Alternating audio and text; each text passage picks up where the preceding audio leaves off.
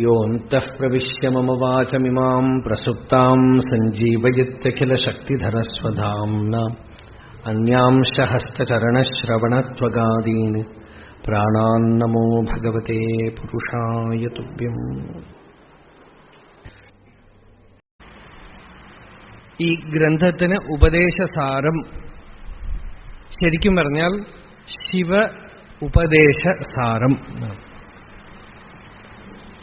ശിവൻ ദാരുകവനത്തിലെ ഋഷികൾക്ക് ഉപദേശിക്കുന്ന സന്ദർഭത്തിൽ എഴുതിയതാണ്. ശിവൻ ഉപദേശം ഇത് ഉന്തീപറ എന്നാണ് ഭഗവാന്റെ വാക്ക്. ഉപദേശം എന്നുവെച്ചാൽ ഗുരു ശിഷ്യന് കൊടുക്കുന്നത് ഉപദേശം.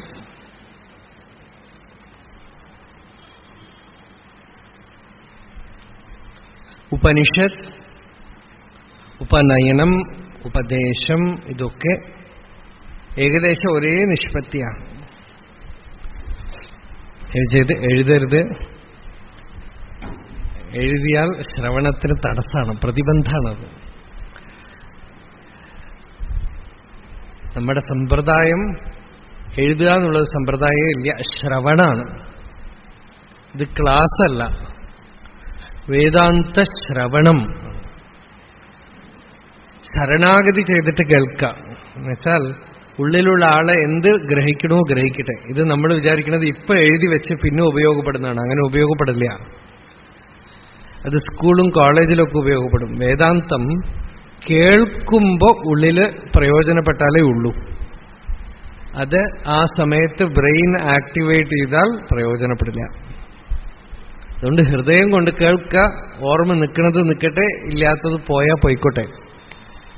ഉള്ളിലിരുന്ന് അന്തര്യാമിയായ ഭഗവാൻ കേൾക്കട്ടെ. നമ്മൾ കേൾക്കണ്ട. നമുക്ക് മനസ്സിലായാലും മനസ്സിലായിട്ടില്ലെങ്കിലും ഒന്നും കുഴപ്പമില്ല. ഇവിടെ വേദാന്ത ശ്രവണം, ഈ ശ്രവണം ചെയ്യുക, കേൾക്കുക എന്ന് പറയുന്നത് തന്നെ ഒരു കൗശലമാണ്, ഒരു ചമത്കാരമാണ്. അത് തന്നെ ഒരു യോഗമാണ്. ഇപ്പൊ ഭാഗവതമൊക്കെ തന്നെ തുടങ്ങുമ്പോ തന്നെ ശുശ്രൂഷുഭിഹി തക്ഷണാത്, രണ്ടാമത്തെ ശ്ലോകത്തിലാണ് ശരിക്കും ഭാഗവതത്തിന്റെ മാഹാത്മ്യം. കേൾക്കുമ്പോ ആ ക്ഷണത്തിൽ ഭഗവാൻ പ്രകാശിക്കണം.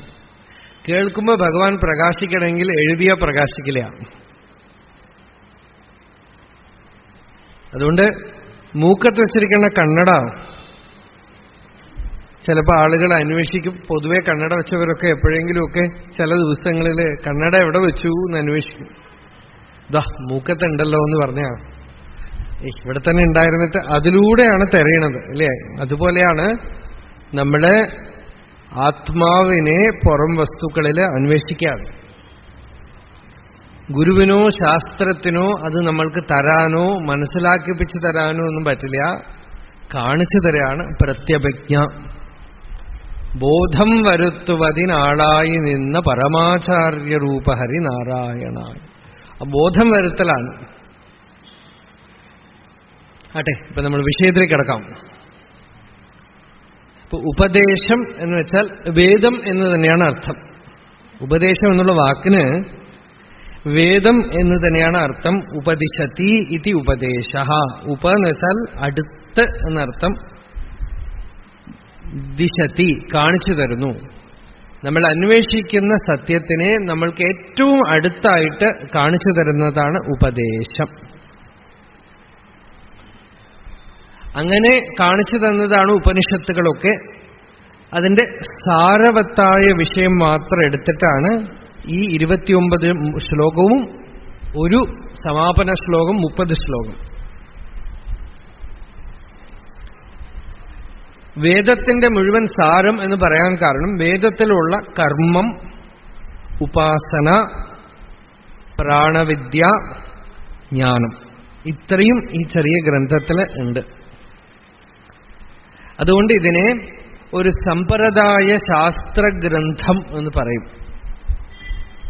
ഞങ്ങൾ പൊതുവെ ഭഗവാൻ രമണ മഹർഷിയുടെ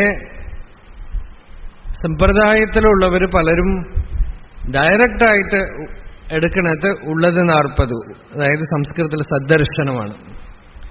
ഉപദേശസാരം വളരെ റെയറായിട്ട് ഞങ്ങൾ എടുക്കാറുള്ളൂ. എന്താന്ന് വെച്ചാൽ അതിൽ ഈ കർമ്മം, ഉപാസന, ജപം ഒക്കെ പറഞ്ഞിട്ടാണ് ഞാൻ ആത്മവിചാരത്തിലേക്ക് വരുന്നത്. ഭഗവാന്റെ ജീവിതം മുഴുവൻ മഹർഷി ചെയ്തത് നേരിട്ട് എല്ലാവർക്കും ആത്മാവിനെ ബോധിപ്പിക്കലാണ്.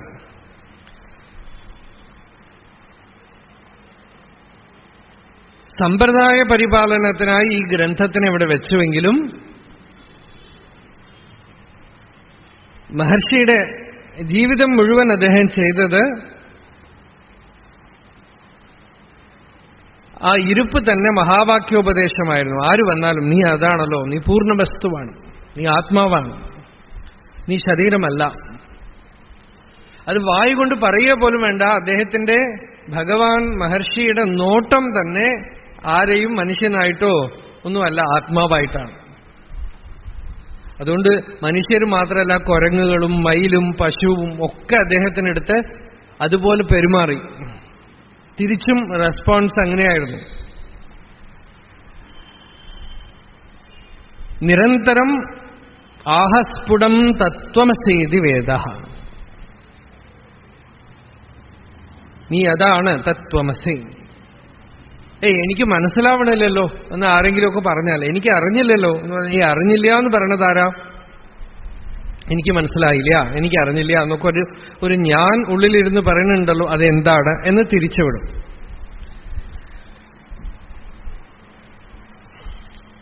അപ്പോഴും പലരും ചോദിക്കും, എന്നാൽ വേദത്തിലുള്ള പല വശങ്ങളുണ്ട്, കർമ്മമുണ്ട്, ഉപാസനയുണ്ട്, ഇതൊന്നും മഹർഷി സമ്മതിച്ചില്ലേ എന്ന് വെച്ചാൽ അതൊക്കെ സമ്മതിച്ചു എന്നുള്ളതിനുള്ള ദൃഷ്ടാന്തമാണ് ഈ ഉപദേശസാരം. തന്റെ അടുത്ത് വരുന്നവർ ഈ ജ്ഞാനത്തിന് അധികാരികളാണ് എന്നുള്ള ഒരു കൺവിക്ഷനിൽ അത് പറഞ്ഞുകൊണ്ടേയിരുന്നു. എക്സെപ്ഷണലായിട്ട് ചിലർക്ക് കർമ്മമോ ജപമോ ഭക്തിയോ ഉപാസനയോ ഒക്കെ പറഞ്ഞു കൊടുത്തിട്ടുണ്ട്, പ്രാണായാമം ഒക്കെ നേരിട്ട്. ഇപ്പൊ നമുക്ക് വിഷയം ഉപദേശസാരമാണ്. ആദ്യം പറഞ്ഞ പോലെ വേദസാരം ആണ് ഉപദേശസാരം. വേദം കർമ്മത്തിലാണ് ആരംഭിക്കുന്നത്. നമ്മളുടെയും ജീവിതം കർമ്മമാണ്, കർമ്മബഹുളമാണ്. പുറമേക്ക് സർഫസിൽ ശരീരത്തിന്റെ മണ്ഡലത്തിൽ എല്ലാവരും കർമ്മികളാണ്, കർമ്മം ചെയ്തുകൊണ്ടിരിക്കുകയാണ്. കർമ്മത്തിനോട് നമുക്ക് വളരെ വളരെ അഭിമാനമുണ്ട്, പറ്റുമാനമുണ്ട്, ആസക്തിയുണ്ട്. നല്ലവണ്ണം കർമ്മം ചെയ്യുന്ന ആളാണ് ലോകത്തിലെ ഏറ്റവും ശ്രേഷ്ഠനായിട്ട് കരുതപ്പെടുന്നത്.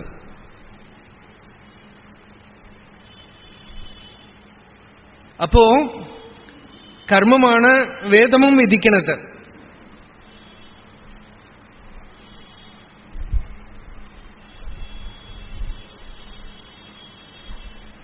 കർമ്മകാണ്ഡമാണ് വേദത്തില് 80%, 90%. എന്താന്ന് വെച്ചാൽ ലോകത്തിലെ എല്ലാവർക്കും വേണ്ടിയിട്ടുള്ളതാണ്. അവനവന്റെ കാമനകൾ പൂർത്തി ചെയ്യാനുള്ള ആഗ്രഹങ്ങളൊക്കെ. ഇപ്പൊ നമ്മൾ സയൻസ് എന്ന് പറയണ്ടല്ലോ, സയൻസ് കൊണ്ട് എന്തൊക്കെയോ സാധിക്കണമല്ലോ, ഇതൊക്കെ ഒരു വിധത്തിൽ കർമ്മകാണ്ഡമാണ്.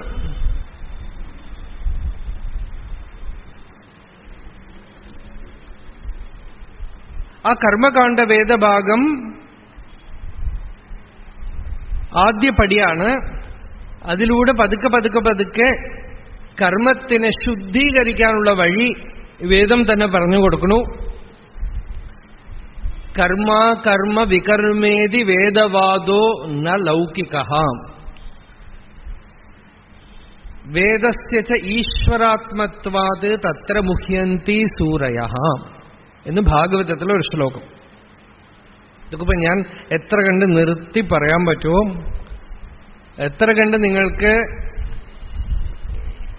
ഈ ആദ്യ ശ്ലോകങ്ങളൊക്കെ വ്യക്തമാക്കാൻ പറ്റുമോ അത്രയും ശ്രമിക്കാം. കർമ്മം ഇതിപ്പോ പറയുന്ന ആളുകൾക്ക് മാത്രമല്ല, റെക്കോർഡ് ചെയ്ത് നാളെ കേൾക്കുന്നവർക്കൊക്കെ ഉപയോഗപ്പെടുമല്ലോ. കൃ എന്നുള്ള ധാതു സംസ്കൃതത്തില് കർമ്മം, ക്രിയ, ഇംഗ്ലീഷിൽ ക്രിയേഷൻ, രണ്ടിനും ഒരേ ധാതുവാണ്, കൃ, ടു ഡു. ഈ കർമ്മം, വേദം കർമ്മം, അകർമ്മം, വികർമ്മം എന്ന് പറയണു. ഭാഗവതം പറഞ്ഞു ഇത് ലൗകികമല്ല. കർമ്മ അകർമ്മ വികർമ്മേതി വേദവാദോ ന ലൗകിക. വേദസ്യ ച ഈശ്വരാത്മത്വാത് തത്ര മുഹ്യന്തി സൂരയഃ. വ്യാസഭഗവാൻ പറഞ്ഞു വേദം ഈശ്വരന്റെ ഹൃദയത്തുനിന്ന് വന്നതാണ്. യസ്യ നിശ്വസിതം വേദാഃ. അതുകൊണ്ട് അതില് ഇങ്ങനെ അങ്ങനെ നിരൂപണം ചെയ്യാൻ പറ്റില്ല.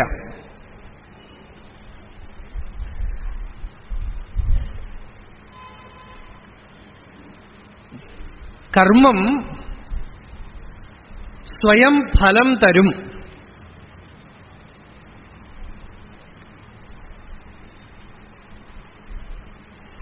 എന്നുള്ളതാണ് സ്ഥൂല ബുദ്ധികളായ ആളുകളുടെ അഭിപ്രായം.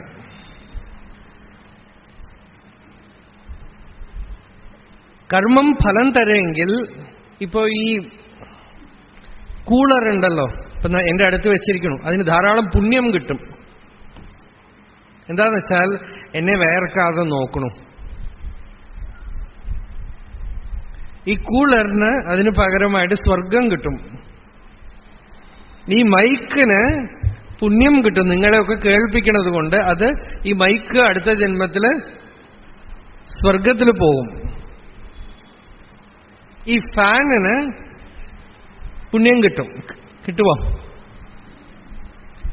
അതിന് പുണ്യമോ പാപമോ വല്ലതുണ്ടോ? എന്താന്ന് വെച്ചാൽ അത് ചെയ്യണ പ്രവൃത്തി, അത് കർമ്മം ചെയ്യണു അല്ലേ? നമ്മളെക്കാളും ഭംഗിയായിട്ട് കർമ്മം ചെയ്യണു. ഒരു മെഷീന്റെ പെർഫെക്ഷൻ മനുഷ്യന് വരില്ല. നമ്മൾ കുറെ നേരം നമ്മളാണ് ചുറ്റേണ്ടതെങ്കിൽ ഇത്തിരി ചുറ്റിയിട്ട് ക്ഷീണിക്കും. ഫാനൊന്നും ക്ഷീണിക്കുകയില്ല. ഈ കൂളറിനെ ക്ഷീണിക്കും. ഒരാളെ വീശി തരാൻ നിർത്തിയാൽ കുറച്ചു നേരം വീശിക്കഴിഞ്ഞാൽ കയ്യൊക്കെ ക്ഷീണിക്കും. പക്ഷെ പഴയ കാലത്ത് ശിഷ്യന്മാർ ഗുരുവിന് ചെയ്യണ ഭക്തിയായിട്ട് ചെയ്യുന്ന ഒരു കാര്യം ഈ ഒരു വിശറി പിടിച്ച് ഇങ്ങനെ വീശാണ്. ഇപ്പൊ ഞാൻ തമിഴ്നാട്ടിൽ കണ്ടിട്ടുണ്ട്, പഴയ ചില സമ്പ്രദായത്തിൽ വന്ന മഠാധിപതികൾക്കൊക്കെ ഇതേപോലെ എയർ കൂളറും ഫാനും ഒക്കെ വെച്ചിട്ടും ഒരാൾ അടുത്തു നിന്ന് ഇങ്ങനെ വീശിക്കൊണ്ടിരിക്കും. എന്താന്ന് വെച്ചാൽ അതൊരു സ്നേഹപ്രകടനമാണ്. അയാൾ വീശുന്നത് വെറുതെ ഒരു കർമ്മം. കുറച്ചു നേരം നിർത്തും, പിന്നെയും വീശും. അതിപ്പോ എന്തിനാ ഈ കൂളറൊക്കെ വെച്ചിട്ട് വീശണതെന്ന് വെച്ചാൽ അതൊരു ഭക്തി. ഈ കൂളറിന് അങ്ങനെ ഒരു ഭാവമൊന്നുമില്ല, ഫാനിന് അങ്ങനെ ഒരു ഭാവമൊന്നുമില്ല. അത് ചെയ്യണത് കർമ്മമാണ് എന്ന് നിങ്ങൾ പറയുകയാണെങ്കിൽ അത് ജഡം അല്ലേ? ആ കർമ്മത്തിന് പുറകിൽ ഭാവമില്ല. ഭഗവാൻ ഗീതയിൽ പറഞ്ഞ അധിഷ്ഠാനം തഥാ കർത്ത കരണം ച പൃഥക് വിധം വിവിധാശ്ച പൃഥക് ചേഷ്ട ദൈവം ചൈവാത്ര പഞ്ചമം എന്ന 5 ഹേതുക്കളെ കർമ്മത്തിന് പറഞ്ഞു. അതൊന്നും തന്നെ ഇപ്പോ ജഡമായ കർമ്മം മാത്രം, സ്ഥൂലമായ കർമ്മത്തിനൊന്നുമില്ല.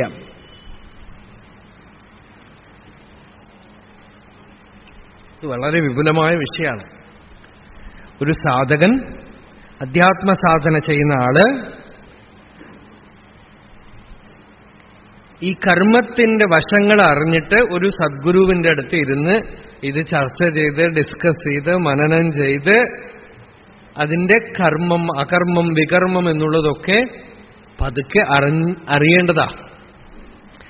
കർമ്മണോഹ്യപി ബോദ്ധവ്യം ബോദ്ധവ്യം ച വികർമ്മണഃ അകർമ്മണശ്ച ബോദ്ധവ്യം ഗഹനാ കർമ്മണോ ഗതി. ഭഗവാൻ തന്നെ പറഞ്ഞു ഗീതയില്, അർജുന, ഈ കർമ്മത്തിന്റെ ഊരാക്കുടുക്കുണ്ടല്ലോ അത് വളരെ വളരെ ആഴമേറിയതാ. അത് പത്മവ്യൂഹം പോലെയാണ്. ഉള്ളിലേക്ക് ഡോറുണ്ട്, പുറത്തേക്ക് വരാൻ ഡോറില്ല. ഈ കർമ്മസമുദ്രം എന്ന് പറയുന്നത് കർമ്മത്തിന്റെ കാട് അല്ലെങ്കിൽ കർമ്മത്തിന്റെ കൺഫ്യൂഷൻ തുറന്നു വെച്ച വാതിലാണ്. ഉള്ളിലേക്ക് കടക്കാം. കടന്നു കഴിഞ്ഞാൽ വാതിൽ അടഞ്ഞു പോകുമോന്ന് ചോദിച്ചാൽ വാതിൽ അടയുകയല്ല, വാതിൽ ഡിസപ്പിയർ ആവും. ചുമര് മാത്രമേ ഉണ്ടാവും, തിരിച്ചു വരാനുള്ള വഴിയില്ല. പത്മവ്യൂഹം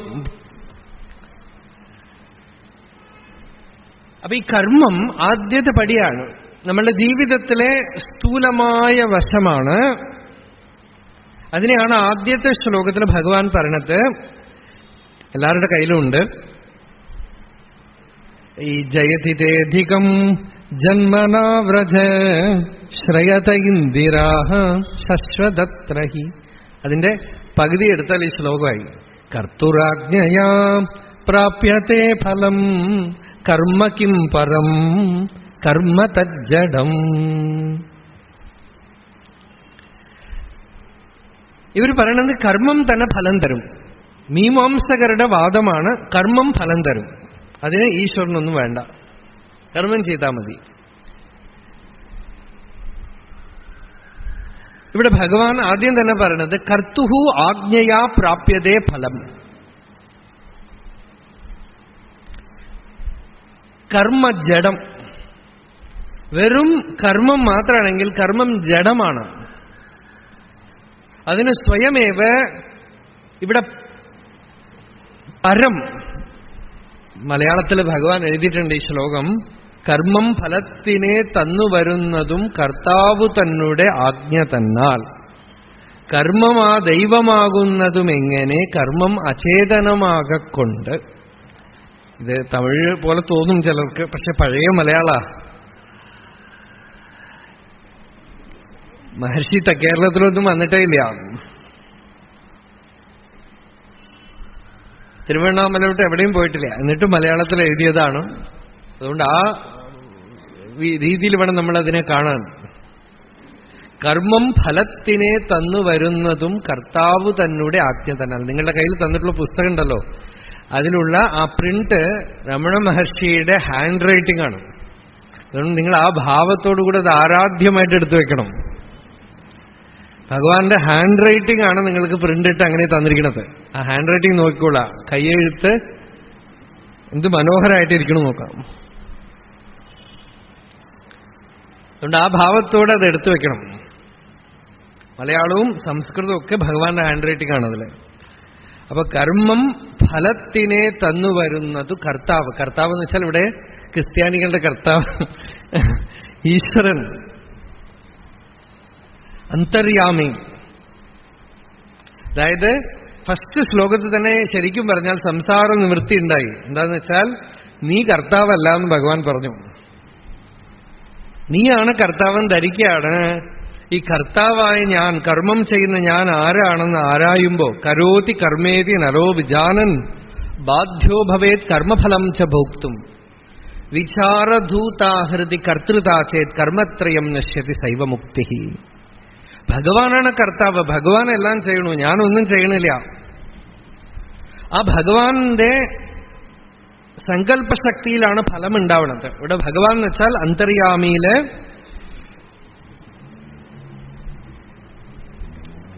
ചെറിയ ഒരു സങ്കല്പം ഉദിച്ച് ഇച്ഛാശക്തി അത് ജ്ഞാനശക്തിയായിട്ട് മാറി മനോമണ്ഡലത്തിൽ വന്നിട്ടാണ് ക്രിയാശക്തിയായിട്ട് പുറത്തേക്ക് ആവിർഭവിക്കുന്നതാണ് ആക്ഷൻ. ഇത് ഈ ശ്ലോകം തന്നെ നമ്മള് ശരിക്കും പറഞ്ഞാൽ 7 ദിവസവും വിചാരം ചെയ്യാം. ഈ കർത്താവ് ആരാണെന്ന് പലർക്കും ഒരു ക്വസ്റ്റ്യനാണ്. ഈ ശ്ലോകം വായിച്ചു കഴിഞ്ഞാൽ അതെന്താ കർത്താവ് ആജ്ഞ എന്ന് വെച്ചാൽ ഒരു ഈശ്വരൻ മുകളിലിരുന്ന് കർമ്മത്തിന്റെ ഫലം കൊടുക്കണമെന്നാണോ അർത്ഥം? നമ്മൾ കർമ്മം ചെയ്യണു, ഫലം കിട്ടണു. ഈ കർമ്മം എവിടെ നിന്ന് ഉദിച്ചു? കർമ്മം എന്ന് പറഞ്ഞാൽ തന്നെ എന്താ?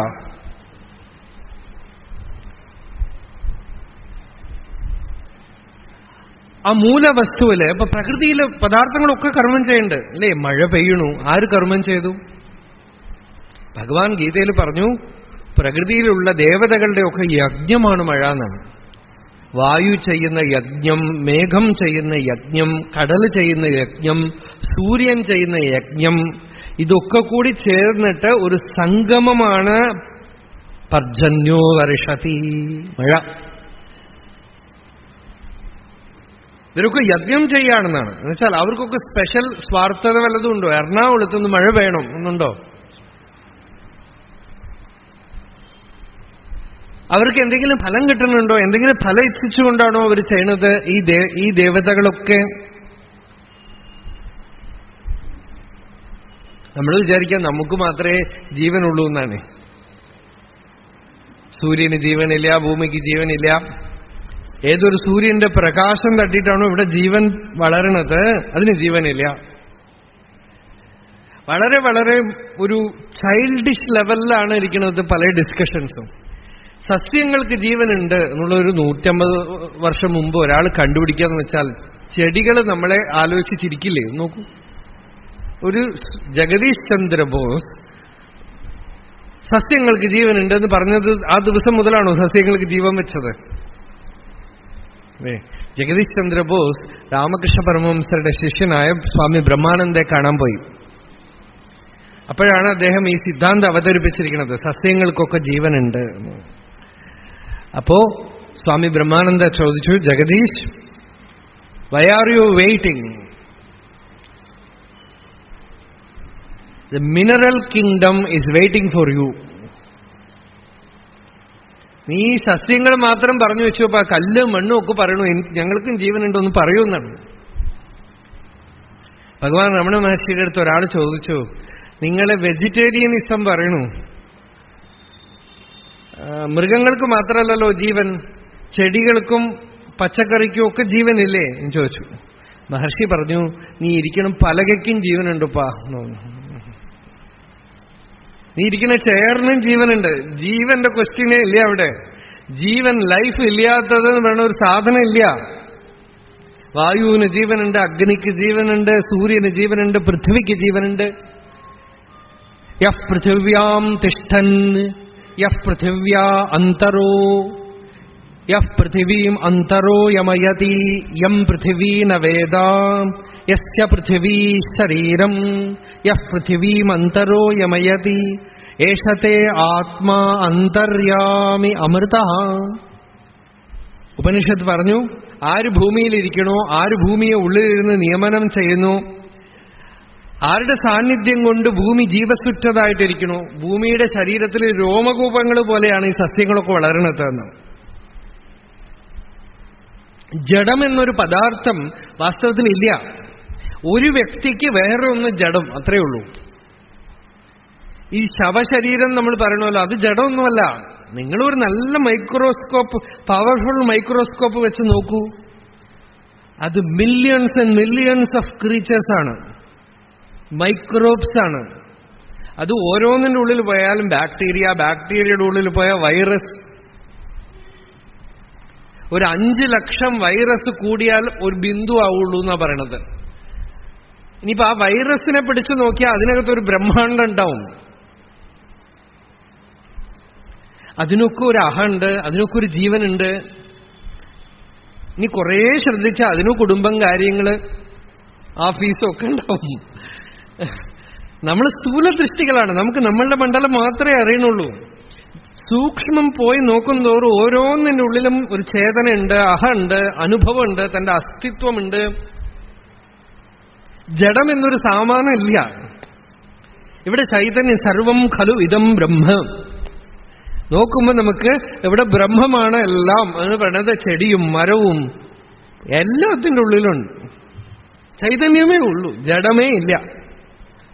പക്ഷെ ഇപ്പൊ നമുക്കിപ്പോ അത് പറയാൻ പാടില്ല. ഇപ്പൊ ഫസ്റ്റ് സ്റ്റേറ്റില് കർമ്മത്തിനെ നമ്മൾ ആരായുമ്പോ കിം പരം എന്നാണ് ഭഗവാൻ ചോദിക്കുന്നത്. അതായത്, can this action give you fulfilment?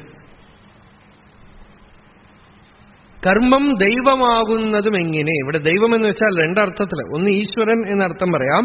പക്ഷെ കർമ്മപ്രകരണമായതുകൊണ്ട് മീമാംസകർ ദൈവം എന്ന് പറയുന്നത്, ഗീതയിൽ ഭഗവാനും പറഞ്ഞു, ഒരാൾക്ക് ആദ്യം ഒരു കർമ്മം ചെയ്യാൻ ഒരു റിസർവോയർ ഉണ്ട്.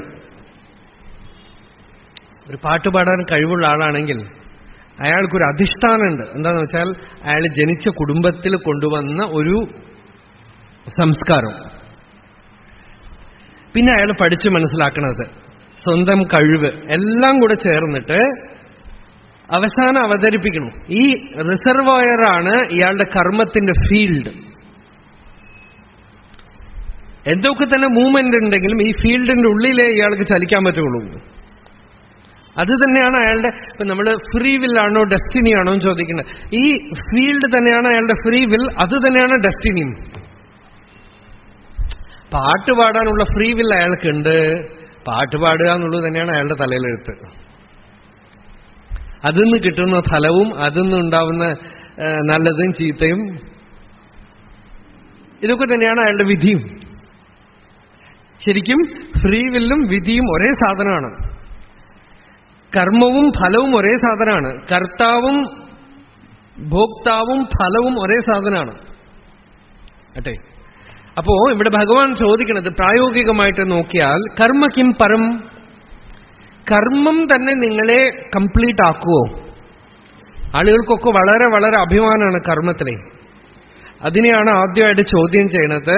കർമ്മം കൊണ്ട് ഒരാൾക്ക് പൂർണ്ണമാവാൻ പറ്റുമോ?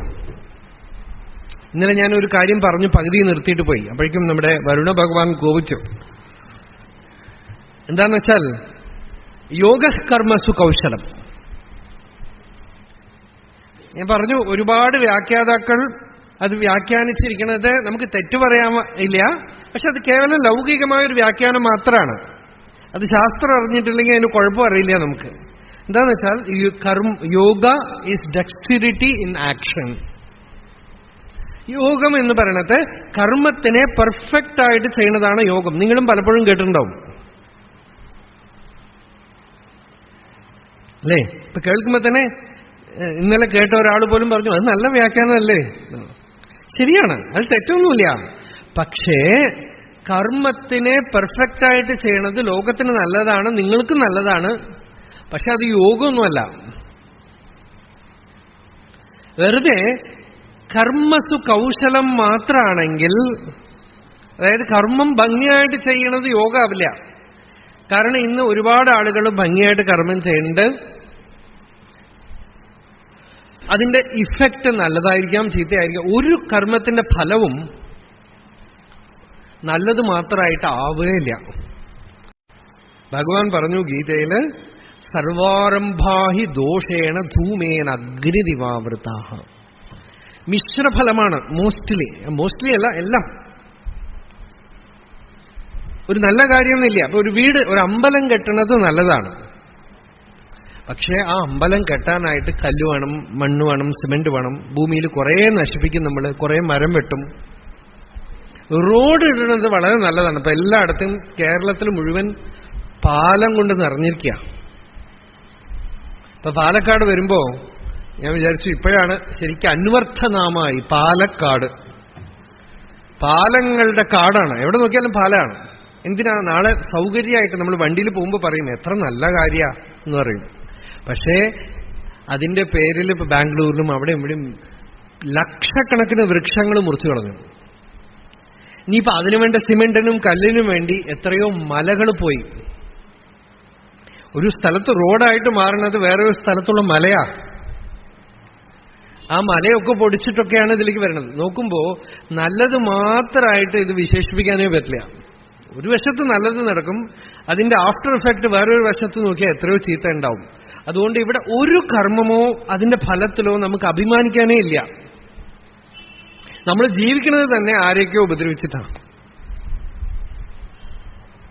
ഞങ്ങൾ ആരെയും ഉപദ്രവിക്കണില്ല അപ്പാന്ന്. കുറെ പച്ചക്കറിയെ ഉപദ്രവിച്ചു, കുറെ അരിയെ ഉപദ്രവിച്ചു.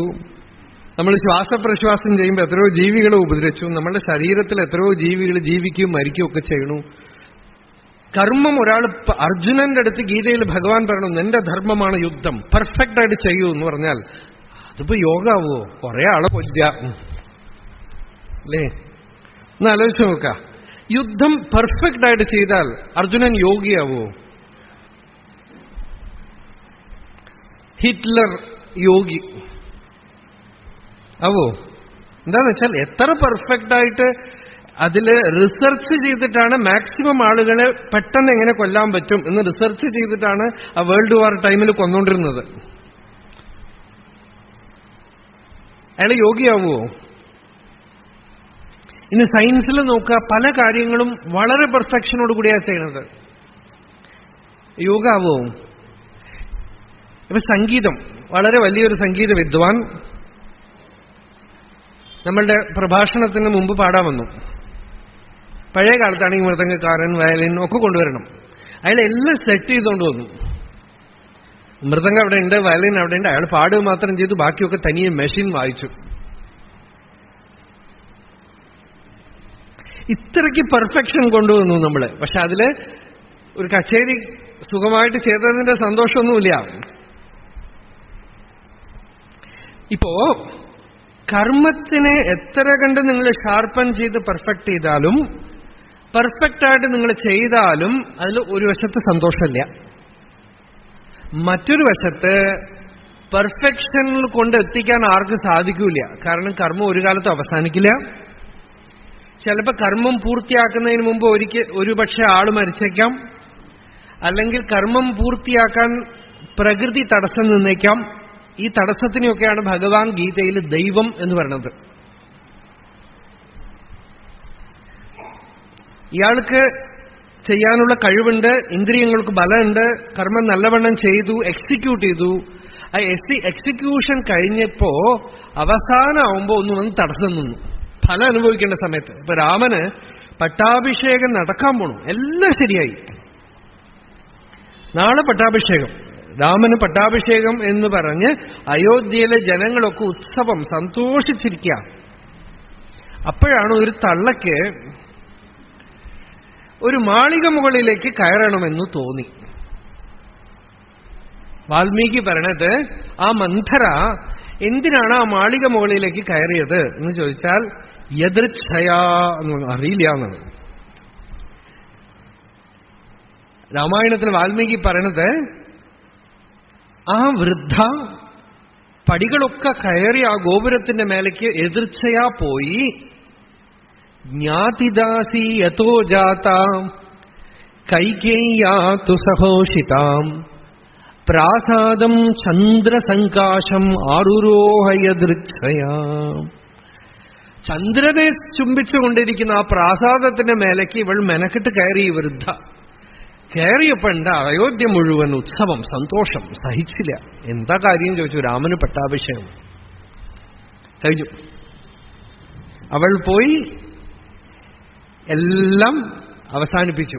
ഒരു ചക്രവർത്തി തീരുമാനിച്ച തീരുമാനം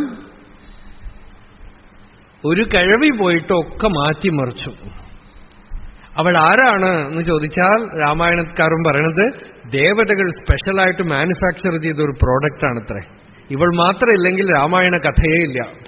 രാമൻ എത്രയോ രാജാക്കന്മാരെ പോലെ രാജാവായിട്ട് ഇരുന്ന് അവസാനിച്ചു പോയിട്ടുണ്ടാവും. ദേവന്മാര് സ്പെഷ്യലായിട്ട് ഉണ്ടാക്കിയതാണെന്നാണ്. അവൾ ആരാണ്? ദൈവം എന്ന് പറഞ്ഞു. ഈശ്വരൻ എന്ന അർത്ഥത്തിലല്ല, ദൈവം. നമ്മൾ വിധി എന്ന് പറയണ പോലെയാണ്. രാമൻ തന്നെ ലക്ഷ്മണനോട് പറയേണ്ട വാൽമീകി രാമായണത്തില് ഇതാണിപ്പോ ദൈവം. നമ്മൾ കാണുകയില്ല, ആ സൈഡ് കാണാനേ പറ്റില്ല. യു ഡു സം ആക്ഷൻ, എന്തോ ഒരു പ്രതിബന്ധം നടുവിൽ വന്ന് നിൽക്കണം. അത് നമ്മളുടെ കയ്യിലില്ല. അപ്പൊ അത് കാണുമ്പോൾ നമുക്ക് മനസ്സിലാവും കർമ്മത്തിനെ കംപ്ലീറ്റ് ചെയ്യുക എന്നുള്ളത് നമ്മുടെ കയ്യിലില്ല. ഗീതയിൽ ഭഗവാൻ പറഞ്ഞു കൃത്സ്ന കർമ്മ കൃത്, one who does complete action. ആക്ഷന്റെ കംപ്ലീഷൻ ഒരാൾ ചെയ്യണു. ആര്? യോഗസ്ഥ കുരു കർമാണി. ഇപ്പോ പറഞ്ഞു വരാം. യോഗ കർമ്മസു കൗശലം എന്നുള്ളതിന് ശങ്കരാചാര്യർ ഭാഷ്യം എന്താന്ന് വെച്ചാൽ കർമ്മസു കൗശലം യോഗ എന്നാണ് ഭാഷ്യം. യോഗം കർമ്മത്തിൽ കൗശലം എന്നല്ല അർത്ഥം പറഞ്ഞത്. കർമ്മത്തിൽ ചമത്കാരം എന്താന്ന് വെച്ചാൽ യോഗസ്ഥിതി പോവാതിരിക്കുക എന്നാണ്. കർമ്മം കംപ്ലീറ്റ് ആയാലും ശരി, കംപ്ലീറ്റ് ആയില്ലെങ്കിലും ശരി, പകുതിയിൽ നിന്നു പോയാലും ശരി, കർമ്മഫലം നമ്മളുടെ കയ്യിൽ നിന്ന് പോയാലും ശരി, കർമ്മം ആരെങ്കിലുമൊക്കെ എടുത്തോണ്ട് പോയാലും ശരി, കർമ്മം ഒന്നും ചെയ്യാൻ നമ്മളുടെ മുമ്പിൽ വന്നിട്ടില്ലെങ്കിലും ശരി, യോഗസ്ഥിതിക്ക് ചലനമില്ലാതിരിക്കൂ അർജുന. ഇതാണ് ഗീതയുടെ ഉപദേശം. യോഗമാണ് ഉപദേശം, കർമ്മമല്ല. കർമ്മം ഭഗവാൻ പറയേണ്ട ആവശ്യമില്ല. പ്രകൃതിയിൽ മുഴുവൻ കർമ്മമാണ് നടക്കുന്നത്. ഒരാളോടും കർമ്മം ചെയ്യൂ എന്ന് പറയേണ്ട ആവശ്യമില്ല. എല്ലാവരും ചെയ്തുകൊണ്ടിരിക്കുന്നുണ്ട്. അതിനെ യോഗസ്ഥിതിയിൽ ഇരുന്നു കൊണ്ട് ചെയ്യൂ. ഇതാണ് ഗീത. യോഗസ്ഥ കുരു കർമാണി. അപ്പൊ ചോദിക്കും എങ്ങനെ യോഗസ്ഥിതിയിലിരിക്കും? ഇതൊക്കെയാണ് ചോദ്യം. യോഗം എന്നാൽ എന്താണ്? അതൊക്കെ വരുമ്പോൾ നമ്മൾ പിന്നെ കാണാം. അപ്പോ കർമ്മത്തിന് ഫുൾഫിൽമെന്റ് കൊടുക്കാനേ കഴിയില്ല.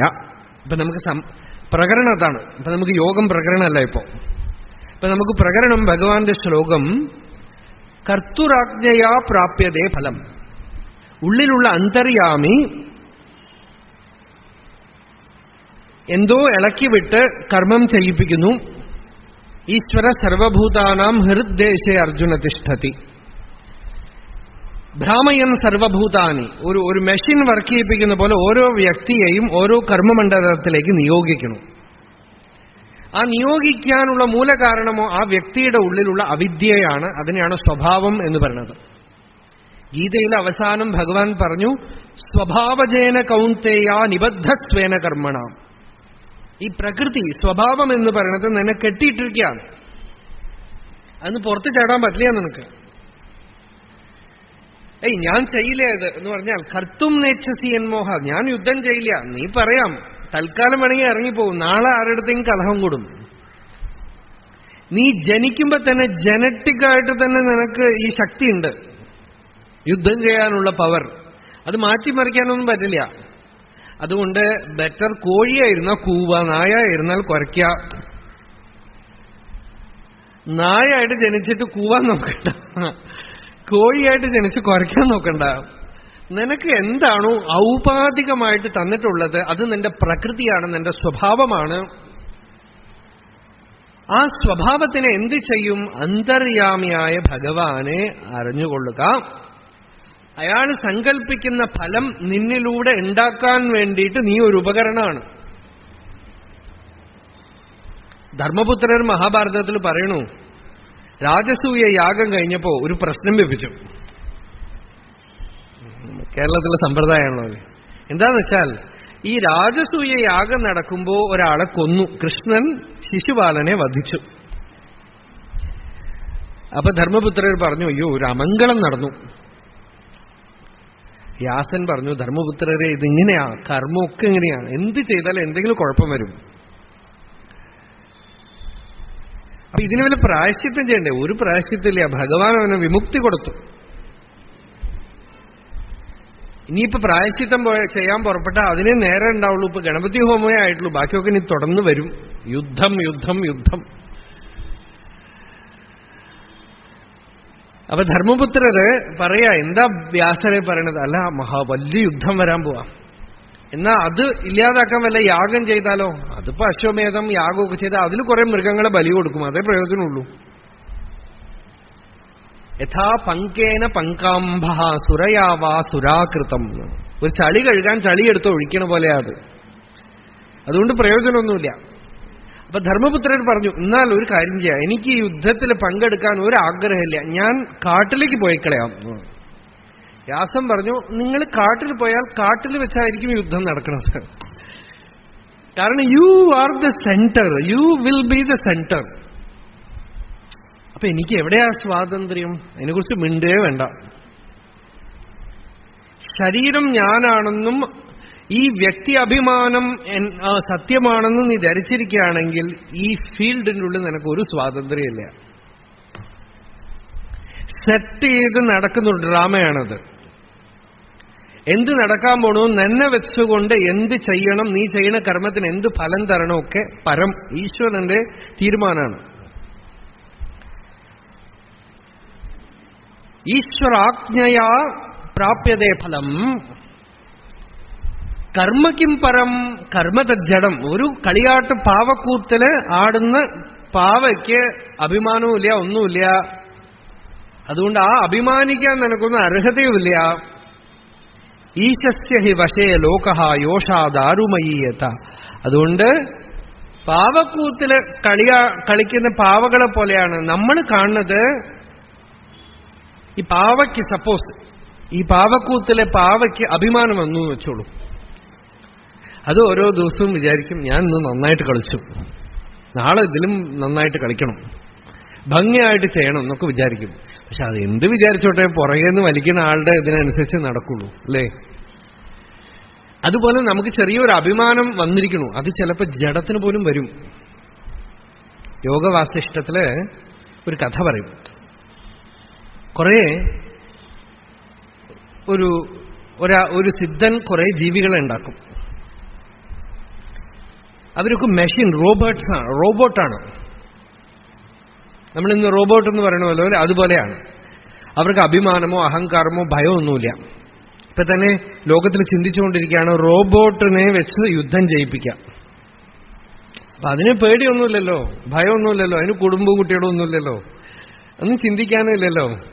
അപ്പൊ അതുപോലെ കുറെ ആളെ യുദ്ധം ചെയ്യിപ്പിക്കും. ആ യുദ്ധത്തില് ശത്രുക്കൾ തോറ്റുകൊണ്ടേയിരിക്കും. എന്താണെന്ന് വെച്ചാൽ ഇവര് ജയിക്കാൻ പറ്റില്ല. കാരണം ഇവർക്ക് ഭയമില്ല, ഇവർക്ക് അഭിമാനമില്ല, ഇവർക്ക് യാതൊരു വിഷമില്ല. വെട്ടണമെങ്കിൽ വെട്ട, കുത്തണമെങ്കിൽ കുത്ത, അങ്ങനെ പോകും.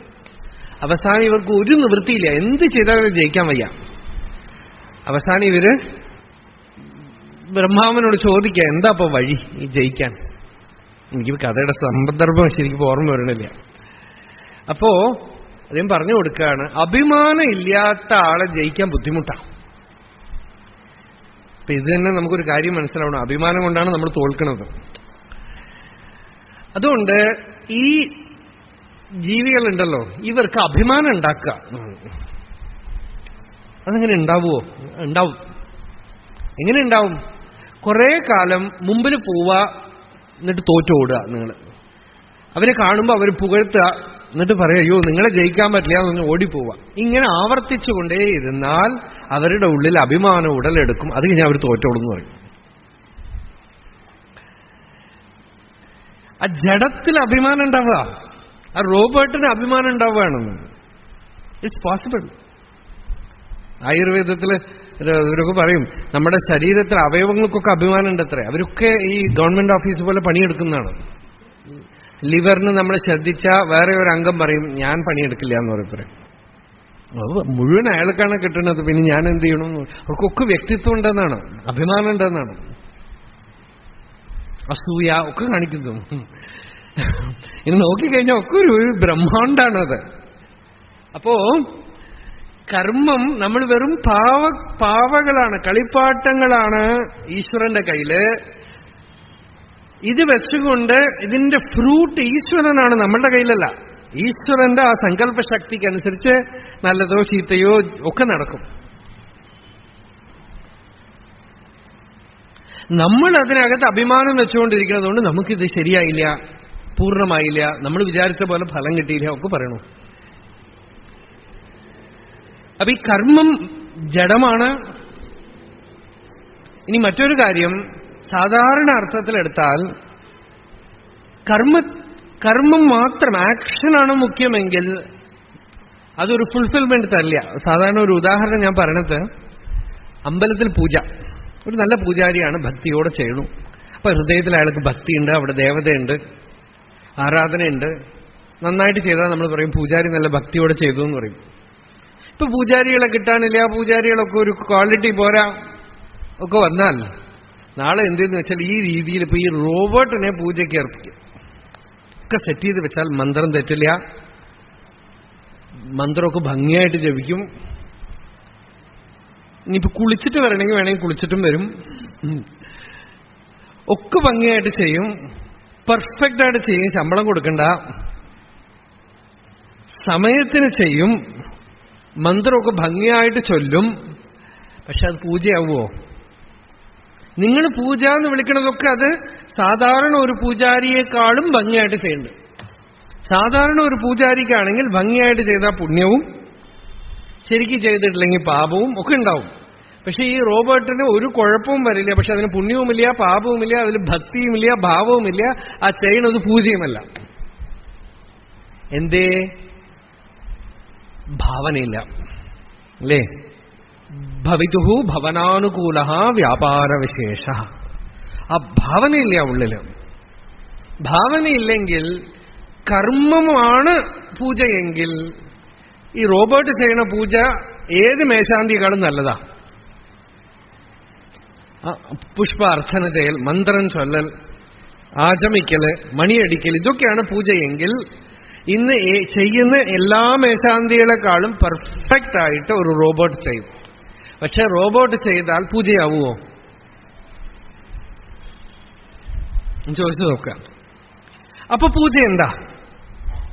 ഈ ബാഹ്യ ചലനവും മന്ത്രജപവും അർച്ചനയും ഒക്കെ ആന്തരികമായ ഭാവനാമണ്ഡലത്തിൽ ഉണ്ടാകുന്ന ഒരു ഭാവനയുടെ, ഗീതയിൽ ആ വാക്ക് ഭഗവാൻ ഉപയോഗിക്കുന്നുണ്ട്, നാസ്തി ബുദ്ധിരയുക്തസ്യ നച അയുക്തസ്യ ഭാവന നച അഭാവയത ശാന്തി അശാന്തസ്യ കുതസുഖം. പടിപടിയായിട്ട് തിരിച്ചിട്ടാൽ യോഗയുക്തനായിട്ടുള്ള ആൾക്ക് ഉള്ളിൽ ബുദ്ധിയോഗം ഉണ്ടാവും. ബുദ്ധിയോഗം ഉണ്ടായാൽ അടുത്തപടി ഭാവന ഉണ്ടാവും. ഭാവന ഉണ്ടായാൽ അടുത്തപടി ശാന്തി ഉണ്ടാവും. ശാന്തി ഉണ്ടായാൽ കംപ്ലീഷൻ, സുഖം. ഇത് ഗീതയിൽ ഭഗവാൻ പറയുന്ന പ്രോസസ്സാണ്. യോഗയുക്തൻ, ബുദ്ധിയോഗം, ഭാവന, ശാന്തി, സുഖം. ഇതൊന്നും തന്നെ യോഗയുക്തനല്ലാതെ ജഡമായി കർമ്മം ചെയ്യുന്ന ആൾക്ക് ഇല്ല എന്നാണ് പറയുന്നത്. അയുക്തനാണെങ്കിൽ ഒരാൾ, യോഗയുക്തനല്ലെങ്കിൽ അയാൾ എത്രയോ കാലമായിട്ട് കർമ്മം ചെയ്തുകൊണ്ടിരിക്കണു. അയാൾക്ക് ഭാവനയുമില്ല. ഫസ്റ്റ് ഓഫ് ഓൾ അയാൾക്ക് കർമ്മയോഗിയല്ല, യോഗസ്ഥിതിയിലല്ല കർമ്മം ചെയ്യണത്. ഭാവനയില്ല. ഭാവനയില്ലാത്തത് കൊണ്ട് ശാന്തിയുടെ അനുഭവം, ആത്മാവിന്റെ അനുഭവത്തിനെയാണ് ശാന്തി എന്ന് പറയുന്നത്. സമാധി അതില്ല. അതുകൊണ്ട് അയാൾക്ക് സുഖമും ഇല്ല. അശാന്തസ്യ കുതസുഖം. ഗീതയുടെ വാസ്തവത്തിലുള്ള മെസ്സേജാണത്.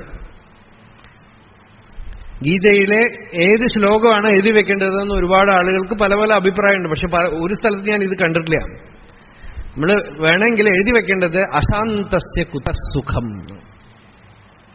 ശാന്തിയില്ലാത്തവന് എവിടെ സുഖം? ശാന്തിയില്ലെങ്കിൽ സുഖം എവിടെ? എന്തൊക്കെ നേടിയെടുത്തിട്ടും ശാന്തിയില്ലെങ്കിൽ സുഖം എവിടെ? ശാന്തി വരണമെങ്കിലോ ഭാവന വരണം. ഭാവന വരണമെങ്കിലോ ബുദ്ധി കൊണ്ട് ആത്മതത്വം നിശ്ചയിക്കണം. ബുദ്ധി കൊണ്ട് ആത്മതത്വം നിശ്ചയിക്കണമെങ്കിലോ കർമ്മം ചെയ്യുമ്പോൾ തന്നെ യോഗസ്ഥിതിയിൽ ഇരിക്കാനുള്ള കൗശലം സമ്പാദിക്കണം. എന്നുവെച്ചാൽ ഈ കർമ്മത്തിന്റെ ഹർട്ട് ഉണ്ടാവാൻ പാടില്ല ഉള്ളിൽ. അപ്പൊ ഇതൊക്കെ വളരെ വളരെ വിസ്താരമായ വിഷയം. എനിക്കിതിപ്പോ പറയുമ്പോ ഒരുപാട് അങ്ങോട്ട് എടുത്ത് പുറത്തേക്ക് ഇടണമെന്നുണ്ട്. പക്ഷേ സമയമില്ല നമുക്ക്. വളരെ വലിയ വിപുലമായ ഒരു വിഷയമാണ് ഈ കർമ്മം എന്ന് പറയുന്നത്. അവിടെ ശരിയാക്കാത്തത് കൊണ്ടാണ് പലപ്പോഴും ജപം, ധ്യാനം ഒന്നും ഫലിക്കാത്തത്. ഇന്ന് മുഴുവൻ കർമ്മത്തിന്റെ മണ്ഡലം വട്ടപൂജ്യമാണ്. കർമ്മത്തിന്റെ രഹസ്യത്തിന് തന്നെയാണ് ധർമ്മം എന്നും പറയണത്. ധർമ്മം എന്ന് പറഞ്ഞാലും കർമ്മത്തിലാണ് കിടക്കുന്നത്. അത് ശരിയാവാതെ മെഡിറ്റേഷനും യോഗവും ഒന്നും ഫലിക്കില്ല. യാതൊന്നും ഫലിക്കില്ല. അപ്പൊ അതുകൊണ്ടാണ് ഭഗവാനും ജ്ഞാനത്തിനെ ലക്ഷ്യമായിട്ട് പറഞ്ഞിട്ട് അർജുനനോട് പറഞ്ഞു, ഇതൊക്കെ അവിടെ ഇരിക്കട്ടെ, കർമ്മണ്യേവാധികാരസ്ഥ. ചോട്ടിൽ വന്ന് ഇവിടുന്ന് ആരംഭിക്കും, മൂലാധാരത്തിൽ നിന്ന് ആരംഭിക്കുക, കർമ്മത്തിൽ നിന്ന് ആരംഭിക്കുക. ഇവിടെ ശരിയാക്കാതെ ഒക്കെ ഓർഡറിലിടാതെ മുകളിലേക്ക് പോകാനേ പറ്റില്ല. അപ്പോ ഇപ്പൊ ഇവിടെ ഭഗവാൻ പറയണത് എന്താന്ന് വെച്ചാൽ, കർമ്മം ഈ അഹങ്കാരത്തിന്റെ പ്ലെയിനിൽ നിന്ന് ആരംഭിച്ച് ശരീരത്തിന്റെ പ്ലെയിനിൽ നിന്ന് അവസാനിക്കാനുള്ളതല്ല, ഹൃദയത്തിന്റെ മണ്ഡലത്തിൽ നിന്ന് ആരംഭിച്ച് വിശ്വം മുഴുവൻ വ്യാപിക്കാനുള്ള ഒരു പ്രസരണമാണത്. മനസ്സിലായോ? നമ്മളുടെ കർമ്മത്തിനെ കുറിച്ചുള്ള നമ്മളുടെ കാഴ്ചപ്പാട് എന്നിൽ നിന്ന് ആരംഭിച്ചു, ശരീരത്തോടെ അവസാനിച്ചു, എന്റെ ഫലം കെട്ടുന്നതോടെ അവസാനിച്ചു. പക്ഷേ അന്തര്യാമി ഈ ശരീരത്തിനെ വെച്ചുകൊണ്ട് പുറപ്പെടുവിക്കുന്ന കർമ്മസ്പന്ദനം ആ ഈശ്വരന്റെ ഹൃദയസ്ഥാനത്ത് നിന്ന് തുടങ്ങി വിശ്വം മുഴുവൻ വ്യാപിക്കുന്ന ഭഗവാന്റെ ഒരു ലീല മാത്രമാണ്. അതുകൊണ്ടാണ് ഭാഗവതത്തിൽ പറഞ്ഞത്, തത്വജ്ഞാനം ഉണ്ടായിക്കഴിഞ്ഞാൽ കർമ്മമൊക്കെ ഈശ്വരന്റെ രാസലീലയായിട്ട് തീരും. ശശ്വത് സ്വരൂപമഹസൈവ നിപീതഭേദമോഹായ ബോധധിഷണായ നമഃ പരസ്മൈ വിശ്വോദ്ഭവസ്ഥിതിലയേഷു നിമിത്തലീലാരാസായത്തെ നമ ഇദം ചക്രുമേശ്വരായ. ഇപ്പൊ കർമ്മം പരമാവില്ല. കർമ്മം ജഡമാണ്. കർത്താവ്, അതായത് ഈശ്വരൻ, അന്തര്യാമി, ഹൃദയസ്ഥാനത്തിലുള്ള അന്തര്യാമിയുടെ ആജ്ഞയ്ക്കനുസരിച്ചാണ് ഫലം കിട്ടണത്. ആദ്യത്തെ ശ്ലോകം. ഇപ്പൊ കർമ്മം മാത്രമായിട്ട് നിങ്ങൾ എടുക്കുകയാണെങ്കിൽ, നമ്മൾ ചെയ്യണു, പ്രവർത്തിക്കണു, അനുഭവിക്കണു, എന്താ പ്രയോജനം? അതാണ് അടുത്ത ശ്ലോകത്തിൽ ഭഗവാൻ പറഞ്ഞത്. കൃതിമഹോ ദധൗ പതന കാരണം ഫലമശാശ്വതം ഗതിനിരോധകം. എല്ലാവരും കൂടെ ചൊല്ലാം, 2 ശ്ലോകം കൂടെ ചേർത്തി ചൊല്ലാം. കർത്തുരാജ്ഞയാം പ്രാപ്യതേ ഫലം കർമ്മ തജ്ജഡം. ഞാൻ ചൊല്ലാം, പിന്നെ ചൊല്ലാം. കർത്തുരാജ്ഞയാ പ്രാപ്യതേ ഫലം കർമ്മ കിം പരം കർമ്മ തജ്ജഡം.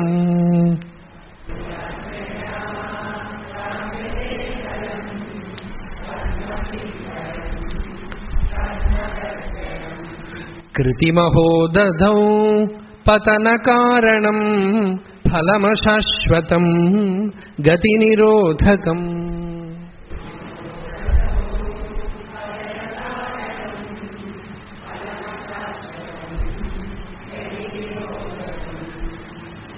ആദ്യത്തെ ശ്ലോകം കർമ്മം കൊണ്ട് തന്നെ ഒരാൾ പൂർണ്ണാവില്ല, ഭഗവാൻ വേണം.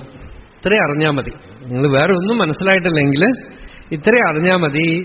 കർമ്മം ചെയ്ത് നമ്മൾ വലിയ ആളായി, കർമ്മം കൊണ്ട് ഇപ്പൊ നമ്മൾ ഇന്നലെ പറഞ്ഞ പോലെ വളരെ കർമ്മത്തിൽ പെർഫെക്ഷൻ നേടിയ പല രാജ്യങ്ങളിലും ഞങ്ങൾക്ക് ഈശ്വരൻ വേണമെന്നൊന്നുമില്ല. ഇപ്പൊ റഷ്യയിലൊക്കെ കമ്മ്യൂണിസവും മറ്റുമൊക്കെ വന്നിട്ട് ഈശ്വരൻ കൂടാതെ തന്നെ ഇത്ര കാലം ജീവിച്ചില്ലേ. പക്ഷെ ഇപ്പൊ നോക്കുക, അശാന്തി, ഒരു സമാധാനമില്ലാതെ എന്ത് അന്ധവിശ്വാസം പ്രചരിപ്പിച്ചാലും ചെലവാവുന്ന ദേശമായിട്ട് മാറിയിട്ടുണ്ട് റഷ്യ. നമ്മളുടെ നാട്ടിൽ ഞാൻ കണ്ടിട്ടുണ്ട് ഒരുപാട് സോഷ്യലിസവും കമ്മ്യൂണിസവും ഒക്കെ പറഞ്ഞ് ഇതൊന്നും വേണ്ടാന്ന് പറഞ്ഞിരിക്കുന്ന ആളുകൾ അവസാനമാവുമ്പോ വേദാന്തത്തിലേക്കൊന്നും വരില്ല, നേരെ വളരെ ബാലിശമായ ആചാരങ്ങളിലേക്കാണ് പോവുക.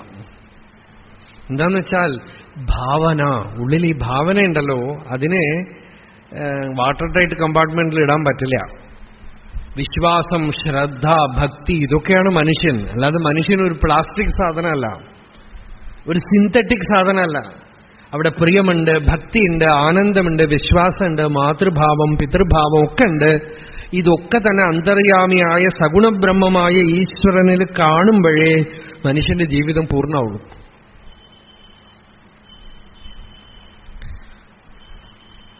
അപ്പോ കർമ്മം കൊണ്ട് ഒരാൾക്കും പെർഫെക്ഷൻ സാധ്യമല്ല. ഈശ്വരാരാധന വേണം. ഭാഗവതം തുടങ്ങുമ്പോൾ തന്നെ അങ്ങനെയാണ് തുടങ്ങുന്നത്. ധർമ്മസ്യ ഹ്യാപവർഗ്യസ്യ നാർത്ഥോ അർത്ഥായോപകൽപ്പത്തെ നാർത്ഥസ്യ ധർമ്മൈകാന്തസ്യ കാമോ ലാഭായ ഹി സ്മൃതഃ കാമസ്യ നേന്ദ്രിയപ്രീതിർലാഭോ ജീവേത യാവത ജീവസ്യ തത്വജിജ്ഞാസ നാർത്ഥോ യശ്ചേഹ കർമ്മഭിः. ഇപ്പൊ ഞാൻ ശ്ലോകം ചൊല്ലണത് കണ്ട് നിങ്ങൾ പേടിക്കണ്ട. എന്റെ സാരം എന്താന്ന് വെച്ചാൽ, ഭാഗവതം തുടങ്ങുമ്പോ ശ്രീസുഖൻ പറഞ്ഞു, സൂതൻ പറഞ്ഞു, ന അർത്ഥഃ യശ്ച ഇഹ കർമ്മഭിः. കർമ്മങ്ങൾക്കൊന്നും ഇതല്ലാതെ വേറെ യാതൊരു അർത്ഥമില്ല എന്ന്. ഏതല്ലാതെ എന്ന് വെച്ചാൽ തത്വജിജ്ഞാസ. ഇപ്പൊ ഗോപസ്ത്രീകൾ കൃഷ്ണന്റെ പുല്ലാങ്കുഴൽ വിളി കേട്ട ഉടനെ സാധനങ്ങൾ കയ്യിലുള്ളതൊക്കെ അവിടെ ഇട്ടിട്ട് പോയി എന്ന്. അപ്പൊ അവിടെ ഒരു ചർച്ച വരും. അവരുടെ ധർമ്മം ചെയ്യേണ്ടതല്ലേ? കൃഷ്ണൻ തന്നെ ചോദിക്കണ്ടേ, നിങ്ങളുടെ ഭർത്താവിനെ ശുശ്രൂഷിക്കണ്ടേ, കുടുംബം നോക്കണ്ടേ, നിങ്ങളിതൊക്കെ ഇട്ടിട്ട് ഇങ്ങോട്ട് വന്നുവല്ലോ ചോദിക്കണ്ടേ. അപ്പോ ഗോപികകൾ പറയാണ്, ഭഗവാനെ, എല്ലാ ജന്മത്തിലും ഭർത്താവ് ഉണ്ടാവും, ഭാര്യ ഉണ്ടാവും, കുട്ടികളുണ്ടാവും. ഈ മനുഷ്യന് എവിടെയാ ഒരു അറുതി വരിക? നിത്യമായ ശാശ്വതമായ വസ്തു നീയാണ്. ഭർത്താവിനെ ഭഗവാനായിട്ട് കാണണം, അമ്മയെ ഭഗവാനായിട്ട് കാണണം, അച്ഛനെ ഭഗവാനായിട്ട് കാണണം എന്നൊക്കെ പറയണത് എന്തിനാന്ന് വെച്ചാൽ ഭഗവാനെ പ്രാപിക്കാനായിട്ട് ഒരു ഉപാസനാമൂർത്തിയാണ്. ഭഗവാൻ മുമ്പിൽ വന്ന് നിൽക്കുമ്പോ പിന്നെ ബാക്കിയൊക്കെ നിൽക്കുവോ എന്നാണ് ചോദിക്കണവര്. എന്നുവെച്ചാൽ ആ കർമ്മം അവിടെ കംപ്ലീറ്റ് ആയി എന്നർത്ഥം. പലതും ന്യായീകരിക്കാൻ പറ്റില്ല നമുക്ക്. അധ്യാത്മ ജീവിതത്തിൽ നോക്കിയാൽ ബുദ്ധൻ കല്യാണം കഴിഞ്ഞ് കുട്ടി ജനിച്ചിട്ടേ ഉള്ളൂ, രാത്രിയെല്ലാം ഇട്ടിട്ട് പോയി.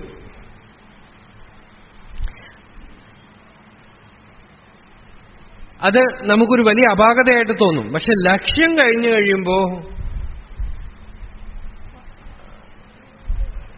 ബുദ്ധന്റെ ഭാര്യയും, എന്താ അവരുടെ പേര്, യശോദരയും മകൻ രാഹുലനും ഒക്കെ സന്തോഷമായി. ഒരുപക്ഷെ അദ്ദേഹം അച്ഛനായിട്ട് വീട്ടിലിരുന്ന് നോക്കിയിരുന്നാൽ ഈ സന്തോഷമൊന്നും ഉണ്ടാവില്ല. പല ഭാര്യമാരും പറഞ്ഞു, ഈ മനുഷ്യനൊന്നും പോയിട്ട് വരാൻ പാടില്ല എവിടെയെങ്കിലും. തിരുവണ്ണാമലയിൽ ഒരു സ്വാമി ഉണ്ടായിരുന്നു. ആ സ്വാമി പറയും, ഒരമ്മ വന്നിട്ട് സ്വാമിയുടെ അടുത്ത് പറഞ്ഞു, സ്വാമി, എന്റെ ഭർത്താവിനെ ഒന്ന് ഉപദേശിക്കൂ സ്വാമി. എന്താ പറയാ, ഒന്ന് സന്യാസം എടുക്കാൻ പറയൂ.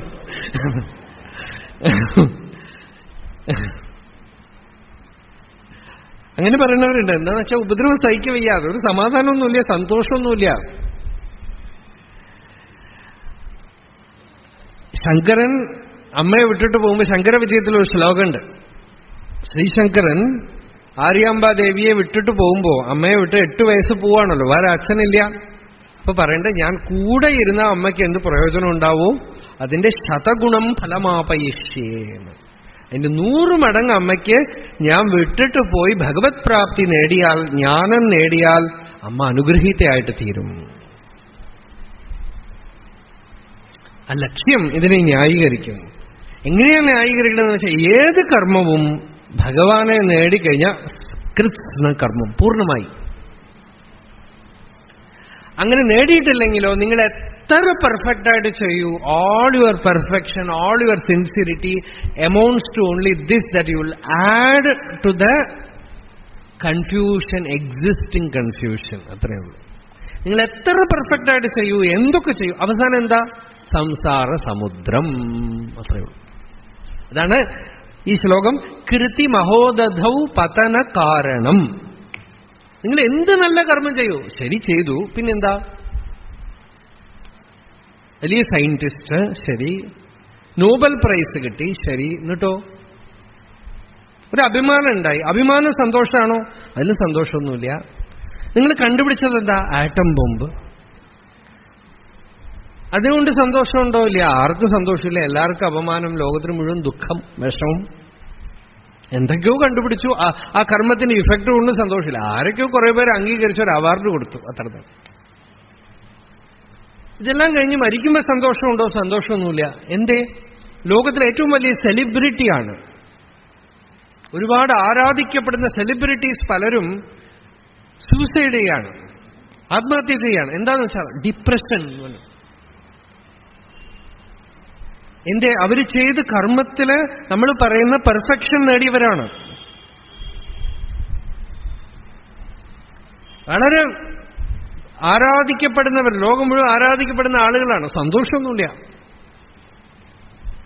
എന്നോട് തന്നെ പലരും ലോകത്തിൽ പ്രസിദ്ധരായ ആളുകൾ പറഞ്ഞിട്ടുണ്ട്, ഞങ്ങൾക്ക് എവിടെ പോയാലും എന്താ കാർപ്പറ്റ് വെൽക്കം, റിസപ്ഷനാണ്, എല്ലാം ആണ്, പക്ഷെ ഒരു സമാധാനവും ഇല്ല. കർമ്മം സന്തോഷം കൊടുക്കുമെങ്കിൽ അവരെ പോലെ സന്തുഷ്ടരാരും ഇരിക്കാൻ പറ്റില്ല. ചിലപ്പോഴൊക്കെ തിരുവണ്ണാമലയിൽ ഞാൻ കാണും, തെരുവില് ഭിക്ഷയെടുത്ത് റോട്ടിൽ കിടക്കുന്ന ആളുകളുണ്ട്. അരുണാചലത്തിലെ പഷ്ണി ആരും കിടക്കില്ല. എന്താണെന്ന് വെച്ചാൽ 10-60-70 സ്ഥലത്ത് ദിവസം ഊണ് കിട്ടും. ഒരു ഫോറിനർ ഇവിടെ വന്ന് റിസർച്ച് ചെയ്ത കാര്യമാണ്. അയാളെ എഴുതുകയാണ്, അരുണാചലത്തില് 60 സ്ഥലത്ത് ഊണ് കൊടുക്കുന്നുണ്ട്. ഇത് നമ്മുടെ ഭാരതത്തിൽ മാത്രമേ നടക്കുള്ളൂ. ഇതൊക്കെ ഇന്ന് മോഡേൺ തിങ്കിങ്ങിൽ നമ്മൾ പറയും ആളുകളെ മടിയന്മാരാക്കും. മടിയന്മാരായപ്പോ എന്താ കുഴപ്പം? കിളികൾ മടിയന്മാരല്ലേ? കാക്ക മടിയനല്ലേ? ഒരു പശു മടിയനല്ലേ? അവരൊന്നും റോഡ് ഉണ്ടാക്കണില്ല, JCB ഉണ്ടാക്കണില്ല, മല പൊളിക്കണില്ല. മനുഷ്യന് ജീവിക്കാൻ വേണ്ട പണി മതി. അതാണ് പ്രകൃതി. നമ്മൾ മടിയന്മാരല്ലാതെ അധ്വാനം എന്ന് പറഞ്ഞതിന് പ്രകൃതിയെ മുഴുവൻ നശിപ്പിച്ചു, ലോകം നശിപ്പിച്ചു, നമ്മളുടെ സമാധാനവും പോയി. കർമ്മത്തിന് ഒരു വരമ്പില്ലാതെ ചെയ്യുന്നത് ഒരു തെറ്റായ ആശയം പ്രചരിപ്പിച്ച് റിപ്പീറ്റ് ചെയ്ത് അതിന് വലിയ പെരുമ കൊടുത്ത് നമ്മളത് വലിയ കാര്യമാണെന്ന് പറയാണ്. ഇതിനെ വെല്ലുവിളിക്കുകയാണ് വേദാന്ത ശാസ്ത്രം. ചാലഞ്ചാണത്.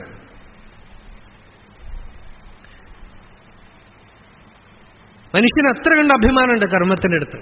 കർമ്മത്തിനാണ് ഇവിടെ ചോദ്യം ചെയ്യണത്. നിങ്ങൾ പെർഫെക്റ്റ് ആയിട്ട് ചെയ്തു, ശരി, ഞാൻ എന്റെ ധർമ്മം ചെയ്തു, ശരി. നീ എവിടെയാ ജോലി ചെയ്യണത്? ഞാനൊരു വലിയ കമ്പനി.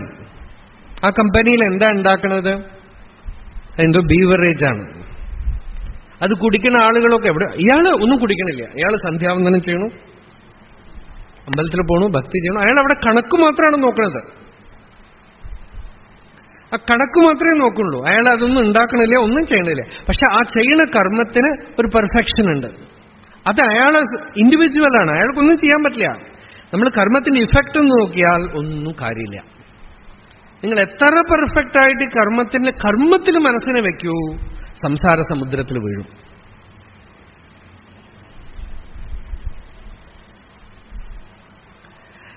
കർമ്മത്തിൽ നിന്ന് എടുത്ത് യോഗത്തിൽ മനസ്സിനെ വെക്കൂ.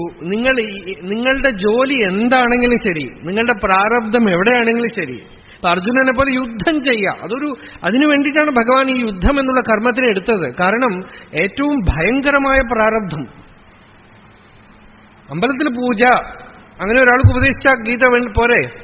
എന്തിനാ അർജുനന് പോയി ഉപദേശിച്ചെന്ന് വെച്ചാൽ യുദ്ധം ചെയ്യേണ്ടി വരിക,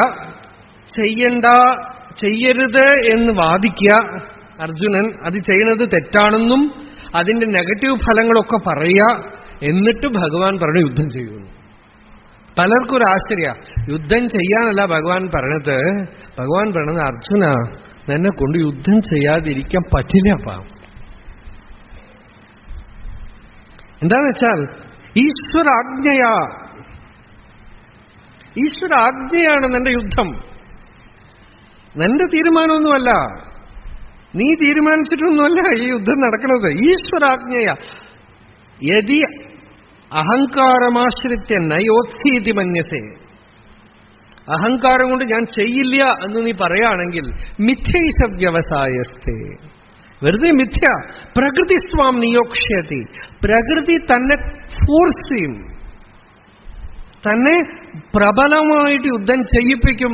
നിന്നെ യുദ്ധം നിന്റെ കയ്യിലുള്ള വില്ലിനും നനക്കും പ്രകൃതിക്ക് വലിയ വ്യത്യാസമൊന്നുമില്ല. നീ വിചാരിക്കുകയാണെങ്കിൽ വില്ല് ഉപകരണമാണെന്ന്, പക്ഷെ പ്രകൃതിക്ക് നീ ഒരു ഉപകരണം മാത്രമാണ്. നീ ഇല്ലെങ്കിൽ വേറെ ആള്, അത്രേ ഉള്ളൂ.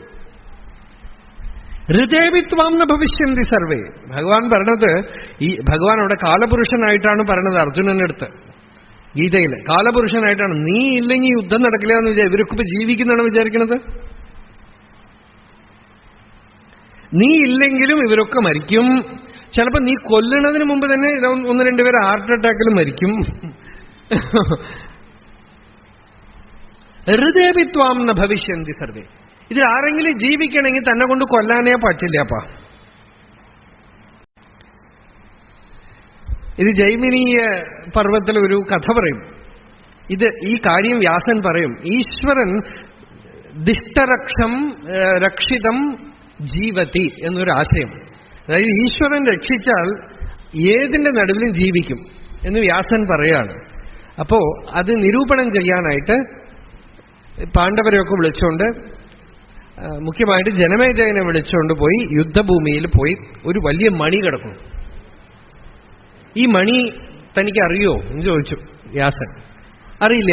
ഇത് ഭഗദത്തന്റെ ആനയുടെ കഴുത്തിൽ കെട്ടിയിരുന്ന മണിയാണ്. ഈ മണിയുള്ളവരെ ആ ആനയെ ആർക്കും കൊല്ലാൻ പറ്റില്ല. ആ ആന ഭീമനെ എടുത്തിട്ട് മേലെ എറിഞ്ഞു കൊമ്പ് കൊണ്ട് കുത്താൻ പോകുമ്പോ കൃഷ്ണൻ പറഞ്ഞു, ആ ആനയുടെ കഴുത്തിലുള്ള മണി അറുത്ത് കളയൂന്ന് അർജുനനോട് പറഞ്ഞു. ആ മണി മുറിച്ചിട്ടു. അതാണ് ഇത്. ആട്ടെ, ഇപ്പൊ എന്തിനാ പറഞ്ഞതെന്ന് വെച്ചാൽ, ആ മണി അങ്ങോട്ട് പൊക്കിയപ്പോ അതിനകത്ത് 2-3 പക്ഷിക്കുഞ്ഞുങ്ങൾ അതിൻ്റെ ഉള്ളില്. ഇതെവിടെ ഇങ്ങനെ വന്നു? അപ്പൊ വ്യാസഭഗവാൻ പറഞ്ഞു, ധർമ്മപക്ഷുക്കൾ എന്ന് പറയുന്ന ഈ പക്ഷികള് ഈ യുദ്ധഭൂമിയിൽ ഇങ്ങനെ പറന്നുകൊണ്ടിരുന്നു. ഈ ഭഗദത്തന്റെ ആനയുടെ മേലെ അമ്പ് ചെയ്യണ സമയത്ത് 1-2 അമ്പ് ഈ ധർമ്മപക്ഷുക്കളുടെ മേലെ കൊണ്ടു. അതിന്റെ ഗർഭത്തിൽ നിന്ന് മുട്ട ചുവട്ടിലേക്ക് വീണു. ആ വീഴുന്ന സമയത്താണ് കറക്റ്റായിട്ട് ഈ മണി വന്നിട്ട് അതിന്റെ മേലെ ഇരുന്നതെന്ന്. ഇത്രയും യുദ്ധത്തിൽ ആളുകൾ നടന്നിട്ടും ചവിട്ടിയിട്ടും ഈ മുട്ട അതിനകത്ത് കിടന്ന് വിരിഞ്ഞ് പക്ഷിക്കുഞ്ഞുങ്ങളായിട്ട് ഇരിക്കുകയാണ്. ദാസൻ പറയാണ്, ഈശ്വരനെ രക്ഷിക്കണമെങ്കിൽ ഇതിന്റെ നടുവിലും രക്ഷിക്കാൻ പറ്റും.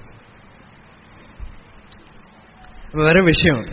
അപ്പോ സംസാര സമുദ്രത്തിൽ ചെന്ന് ചാടാനേ ഈ കർമ്മം പ്രയോജനപ്പെടുള്ളൂ. എന്ന് വെച്ചാൽ കർമ്മം ചെയ്യേണ്ടെന്നല്ല അർത്ഥം, ചെയ്യാതിരിക്കാൻ സ്വാതന്ത്ര്യം ഇല്ല. അത് വേറൊരു വശം. നമ്മളുടെ സ്വഭാവം, ആ സ്വഭാവത്തിനെയാണ് വേദാന്തികൾ അവിദ്യ എന്ന് പറയുന്നത്. അവിദ്യ, കാമം, കർമ്മം. ഈ സ്വഭാവമാണ് നമ്മൾ ഭാഗവത ശ്ലോകം കായേന വാച മനസാ ഇന്ദ്രിയൈർവ ബുദ്ധ്യാത്മനാവ പ്രകൃതേഹേ സ്വഭാവാത് കരോമി യദ്യത് സകലം പരസ്മൈ നാരായണായേതി സമ. ഈ പ്രകൃതിയുടെ സ്വഭാവം അവിദ്യ. അതുകൊണ്ടാണ് ശരീരം, ഇന്ദ്രിയങ്ങളും മനസ്സുകൊണ്ടൊക്കെ പ്രവർത്തിക്കുന്നത്. അതിന് റിസർവ് ആയത് ഈ സ്വഭാവമാണ്. സ്വഭാവം തന്നെയാണ് അധിഷ്ഠാനം എന്ന വാക്കിനർത്ഥം. അപ്പോ ഈ പ്രകൃതി, അവിദ്യ,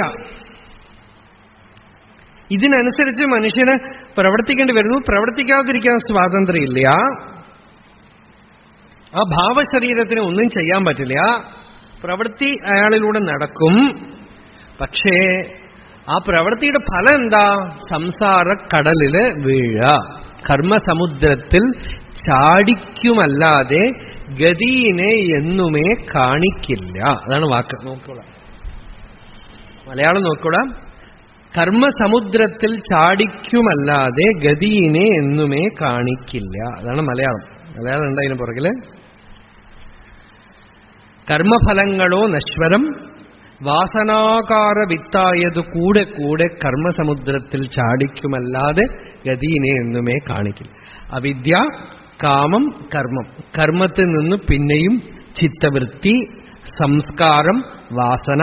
വാസനകൾക്ക് കൂടി ചേർന്ന് അവിദ്യ. അവിദ്യയിൽ നിന്ന് കാമം, കർമ്മം. കർമ്മത്തിൽ നിന്ന് ചിത്തവൃത്തി, സംസ്കാരം, വാസന. ഇങ്ങനെ മുട്ടയിൽ നിന്ന് കോഴിയും, കോഴിയിൽ നിന്നും മുട്ടയും വന്നുകൊണ്ടേയിരിക്കും. ഇതിനാണ് സംസാര സമുദ്രം പറയുന്നത്. ഒരു കർമ്മം ചെയ്യണു, ചെയ്യുമ്പോ അത് നല്ല ഫലം വന്ന സന്തോഷം, ഒരു വൃത്തി ഉണ്ടായി. ചീത്ത ഫലം വന്ന ദ്വേഷം, വിഷമം, ഒരു വൃത്തി ഉണ്ടായി. ഈ വൃത്തി പതുക്കെ പതുക്കെ സംസ്കാരമായിട്ട് മാറി. സംസ്കാരം അടുത്ത ജന്മത്തിലേക്ക് വാസനയായിട്ട് മാറി. വാസനയായിട്ട് മാറി അതാത് സമയത്തിൽ പൊന്തി വന്നിട്ട് പിന്നെയും കർമ്മം ചെയ്യിപ്പിക്കാം. ഇതിപ്പോ എവിടെ അവസാനിക്കും?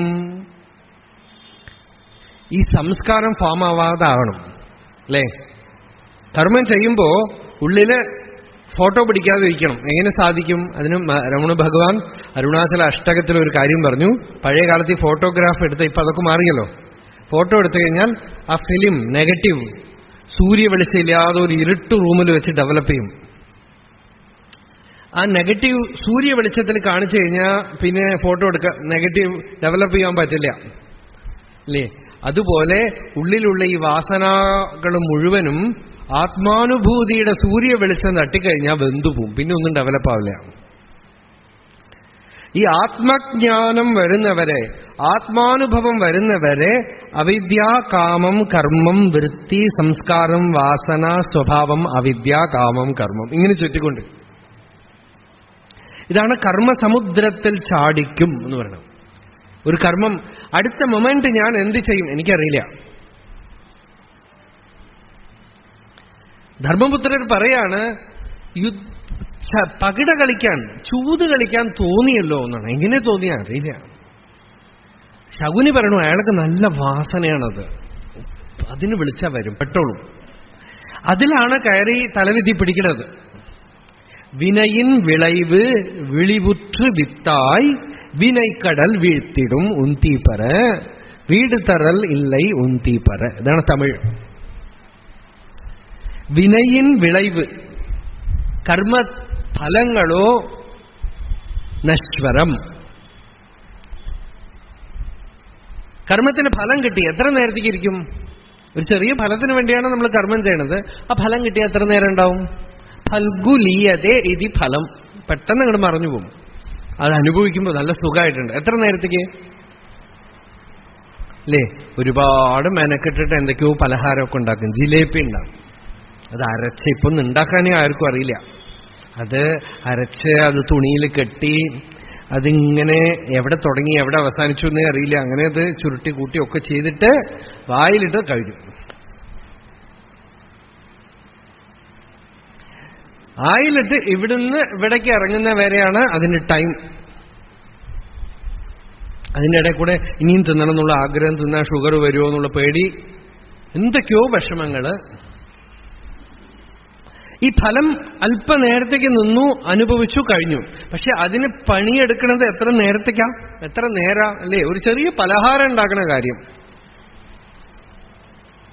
അതിന് ഇത്ര ഉദ്യമം. കർമ്മ ആതുരാഹ, എന്താ ശ്ലോകം? യത്നം പരിശ്രമാതുരാഹ. ഭാഗവതത്തില് ആ മുച്ചുകുന്ദൻ എന്ന രാജാവ് ഭഗവാൻ എടുത്തു പറഞ്ഞു, ഭഗവാനെ ഇനി എന്നെ കർമ്മത്തിൽ ചാടിക്കരുത്, പരിശ്രമം എന്ന് പറയുന്നത് എന്റെ ഉള്ളിലൊരു വ്യാധിയായിട്ട് കയറിക്കൊണ്ടിരിക്കണു ഭഗവാനെ എന്ന്. എത്രയാ മെനക്കെടണതെന്ന് പറഞ്ഞു അല്ലേ. ഈ പരിശ്രമിക്കണവരെ കണ്ടാൽ നമുക്ക് കരുണ തോന്നും. പക്ഷേ ഇഫക്റ്റ് എന്താ? ഒന്നിനിപ്പോ ലോകത്ത് തന്നെ നോക്കിക്കഴിഞ്ഞാൽ നല്ല ഈ വെയിലത്ത്, പൊരി വെയിലത്ത് നടു റോട്ടിൽ നിന്ന് ടാറ് പണിയെടുക്കുന്നവരെ കണ്ടാൽ നമുക്ക് കരുണ വരില്ലേ? പാവങ്ങള് ആ പണിയെടുത്തു കഴിഞ്ഞ് ഈ റോഡിലൂടെ വണ്ടി ഓടിച്ചു പോകുന്ന ആരുടെയും ശമ്പളത്തിന്റെ ഒരു അംശം പോലും അവർക്ക് കിട്ടുന്നില്ല. അവർക്ക് കിട്ടുന്നതോ അല്പഫലം, വളരെ അല്പമായ ഫലമാണ് കിട്ടുന്നത്. മെനക്കെടണു, പൊരിവെയിലത്ത് നിൽക്കണു, വിഷമിക്കണു. ഇതിന് പുറകിൽ ഞാൻ പറഞ്ഞ ദോഷമൊക്കെ ഉണ്ട് താനും. മലയുണ്ട് നശിപ്പിച്ചു, ഒക്കെ നശിപ്പിച്ചു. ഇവരൊക്കെ പാടത്ത് പണിയെടുക്കുന്നത് നിർത്തി. കർമ്മ സമുദ്രം എന്ന് പറയുന്നത് ഇതാണ്. ഇങ്ങനെ വട്ടത്തിൽ നോക്കിയാൽ കാണാം. കർമ്മത്തിനെ നമ്മളൊക്കെ കൂടെ ഓരോ സ്ഥലത്തേക്ക് മാറ്റിക്കൊണ്ടേയിരിക്കണം.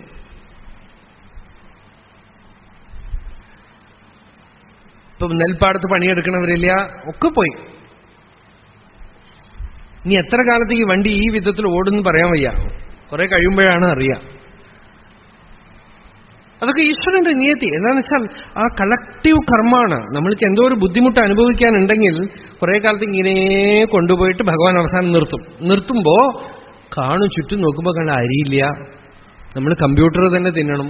ലാപ്ടോപ്പ് ബ്രേക്ക്ഫാസ്റ്റ്, ഉച്ചയ്ക്ക് ലാപ്ടോപ്പിൽ നിങ്ങൾ ഊണൊക്കെ ചിത്രം കണ്ടോളുക, ഡൗൺലോഡ് ചെയ്തിട്ട് കഴിച്ചോളുക.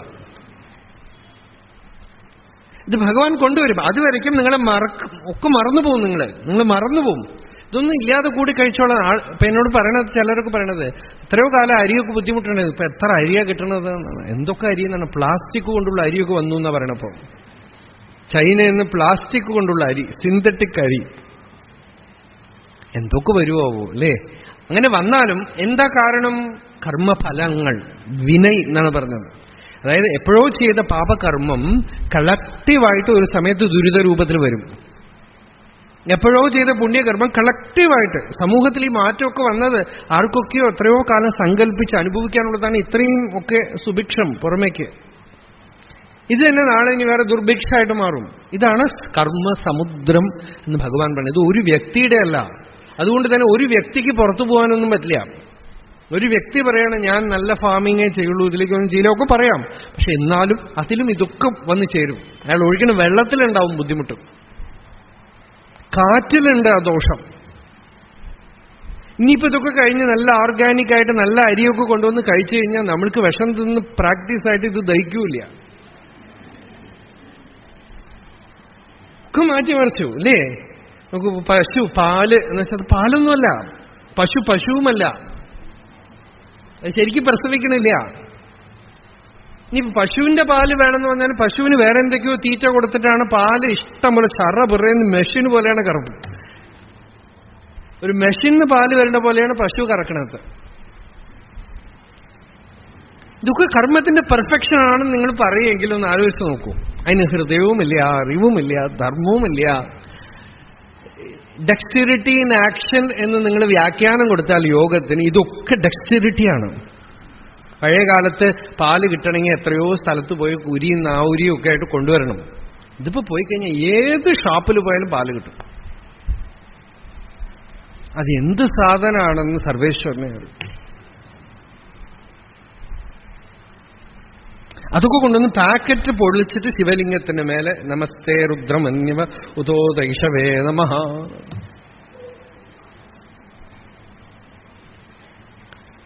പരമേശ്വരന്റെ തലയിൽ അദ്ദേഹം കുറച്ച് അനുഭവിക്കേണ്ടതാണ്. വരുത്തി വെച്ചത് അദ്ദേഹമാണല്ലോ.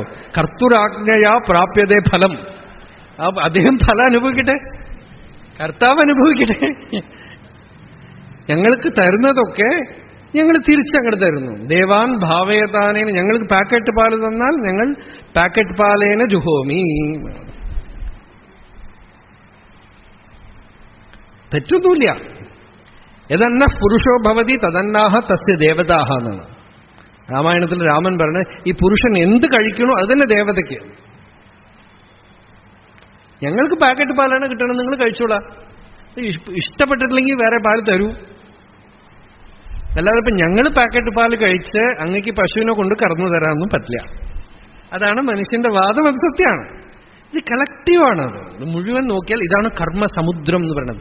ഒരു വ്യക്തി മാത്രമായിട്ട് സ്വതന്ത്രമാവാൻ പറ്റില്ല. അനേക വ്യക്തികൾ, ഓരോ വ്യക്തിയിലും അവന്റെ സ്വഭാവം, ആ സ്വഭാവത്തിൽ നിന്ന് പുറത്തു വരുന്ന ആഗ്രഹം, ആഗ്രഹത്തിൽ നിന്ന് കർമ്മം, കർമ്മത്തിൽ നിന്ന് ഫലം. ആ ഫലം ഇപ്പൊ വരാം, നാളെ വരാം, ഒരു വർഷം കഴിഞ്ഞ് വരാം, അടുത്ത ജന്മത്തിൽ വരാം, വിപരീത ഫലം വരാം, എന്തൊക്കെയോ വരാം. ഇങ്ങനെ ഉള്ള ഒരു മൂവ്മെന്റിന്റെ ഓരോ സെന്ററാണ് ഓരോ വ്യക്തിയും. അതുകൊണ്ടാണ് ഒരാൾ ഇൻസ്റ്റിറ്റ്യൂഷൻ നടത്തി കഴിയുമ്പോൾ ഒരാൾ കണ്ടുപിടിച്ചു അവസാനം. അദ്ദേഹം പറഞ്ഞു, നമ്മൾ വിചാരിക്കുന്നത് സഹായിക്കാൻ കുറെ ആളുകൾ വരണമെന്നാണ്. അവരൊക്കെ കൂടി ചേർത്ത് ഇത്ര ആളുകൾ നമുക്ക് സഹായിക്കാം. പക്ഷെ ആളുകളല്ല ഇവർ ഓരോരുത്തരും ഓരോ കർമ്മത്തിന്റെ സെന്ററാണ്. അതുകൊണ്ട് അവർ വരുമ്പോൾ അവരുടെ കൂടെ ഒരു സാഹചര്യവും വരും. അത് മിസ്റ്ററിയാണ്. ആ വ്യക്തി വരുമ്പോ അതിനനുസരിച്ച് ചില സന്ദർഭങ്ങൾ, ചില കാര്യങ്ങളൊക്കെ വരും. നമ്മൾ പ്രതീക്ഷിക്കാത്തൊക്കെ നല്ലതോ ചീത്തയൊക്കെ വരും. അത് പഴയ ഒരു കഥയുണ്ട്. ഒരു രാജകുമാരി, അവർ ജനിച്ച ഉടനെ ഒരു പൂന്തോട്ടം അവരുടെ കൂടെ ജനിച്ചു അത്രേ. അവരെവിടെ പോയാലും ഒരു തോട്ടം ഉണ്ടാവും കൂടെ. ആ കഥ പോലെ ആണിത്. ഓരോ വ്യക്തിക്കും അയാളുടെ ചുറ്റും ഒരു തോട്ടമുണ്ട്. അയാൾ എവിടെ പോയാലും അത് വരും. അതുകൊണ്ടാണ് അധ്യാത്മ സാധനയ്ക്ക് പറയുന്നത് തനിച്ചു പോയിക്കൊള്ളുക എന്നാണ്. രണ്ടാമതൊരാളെ കൂട്ടി ആ ഒരു വ്യക്തിയല്ല, അയാളുടെ കൂടെ ഒരു തോട്ടമൊക്കെ വരും. ഒരു കുട്ടി ജനിക്കുമ്പോ അത് ഒരു സാഹചര്യത്തിനെ കൂടെ ജനിപ്പിക്കും. ചിലപ്പോൾ കാണാം, നമുക്ക് വളരെ വിഷമിച്ചൊക്കെ ഇരിക്കുമ്പോൾ ഒരു കുട്ടി ജനിച്ചു, പെട്ടെന്ന് ഐശ്വര്യം വരും, സമൃദ്ധി വരും, എന്തൊക്കെയോ വരും. അത് കുട്ടിയുടെ ജാതക ഫലമാണെന്നൊക്കെ പറയും. എന്തൊക്കെയോ മിസ്റ്ററിയാണത്. ഇതിനെയാണ് നമ്മൾ മായ എന്ന് പറയുന്നത്. എന്ത് നിങ്ങൾക്ക് ഡെഫിനിഷന് വഴങ്ങില്ലയോ, ലോജിക്കിന് വഴങ്ങില്ലയോ, പക്ഷെ നിങ്ങൾ ഫലം കാണുമോ, അതാണ് മായ. മായയ്ക്ക് ഡെഫിനിഷൻ അതാണ്. യുക്തിശൂന്യ വസ്തുപ്രകാശസ്യ സംജ്ഞാ മായ. യുക്തിശൂന്യം, ഒരു ലോജിക്കും ഇല്ല, ഇറേഷണൽ, പക്ഷെ സാധനം കാണും. എന്തു പറയും നിങ്ങൾ? ജീവിതത്തിൽ ഈ നിയമമാണ് മാക്സിമം നടപ്പിൽ വരുന്നത്. അപ്പൊ നിങ്ങൾ ഇത് ഏത് വരമ്പിന്റെ ഉള്ളിലിടും? ഇതിനെയാണ് കർമ്മസമുദ്രം എന്ന് ഭഗവാൻ പറയണത്. അതിന്റെ ഉള്ളിലേക്ക് പോയി കഴിഞ്ഞാൽ ഈ കൺഫ്യൂഷന്റെ ഉള്ളിലാണ് നമ്മൾ നിൽക്കുന്നത്.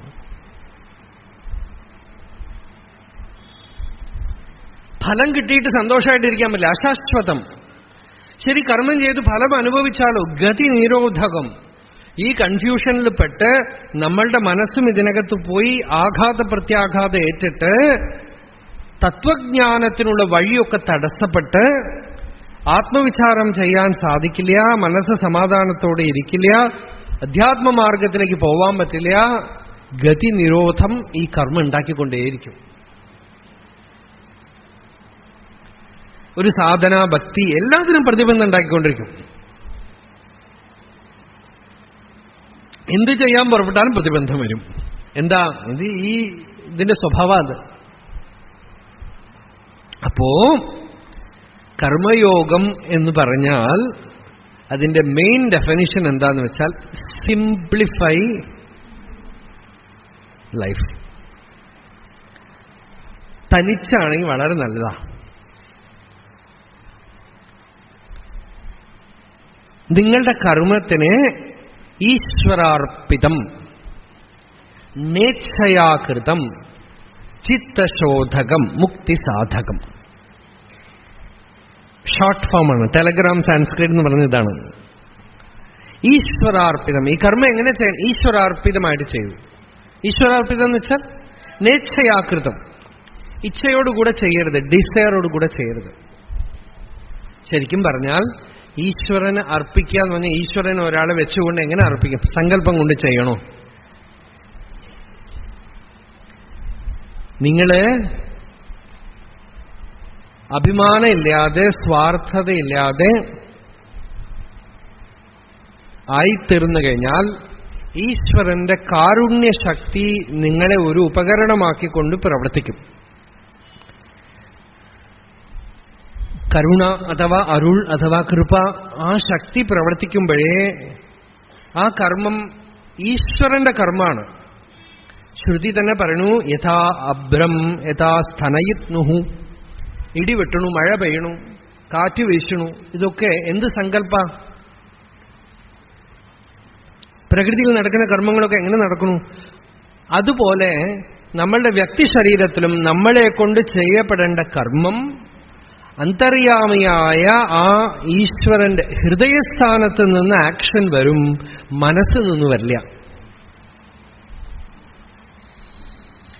കാരുണ്യത്തോടുകൂടെ വരുന്ന കർമ്മത്തില് സ്വാർത്ഥതയില്ല, അഭിമാനമില്ല, തനിക്ക് ഫലം വേണമെന്നുള്ളതില്ല,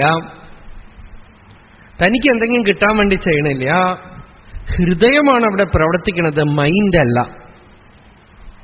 അധികം ആളുകളും മൈൻഡ് കൊണ്ടാണ് പ്രവർത്തിക്കുന്നത്. അപ്പൊ മൈൻഡ് പിച്ചക്കാരനാണ്. എനിക്ക് എന്ത് കിട്ടും, എന്ത് ചെയ്താൽ എന്ത് കിട്ടും, എന്ത് കിട്ടും? അങ്ങനെ അല്ലാത്തൊരു പണി അറിയല്ല. എനിക്ക് എന്ത് കിട്ടും, എന്ത് ലഭിക്കും?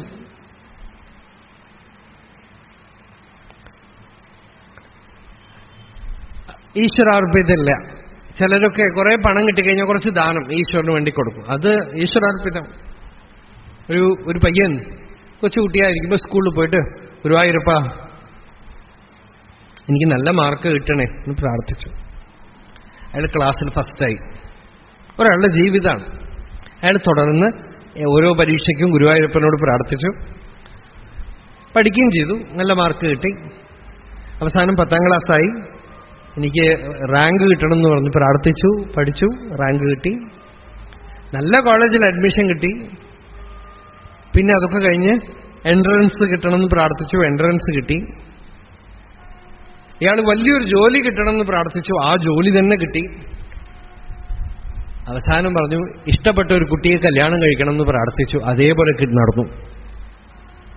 അത് കഴിഞ്ഞപ്പോൾ അയാൾ പറഞ്ഞു ഭഗവാനെ എനിക്ക് നാട്ടിലേക്ക് ട്രാൻസ്ഫർ കിട്ടിയാൽ വേണ്ടില്ല എന്ന് പറഞ്ഞു.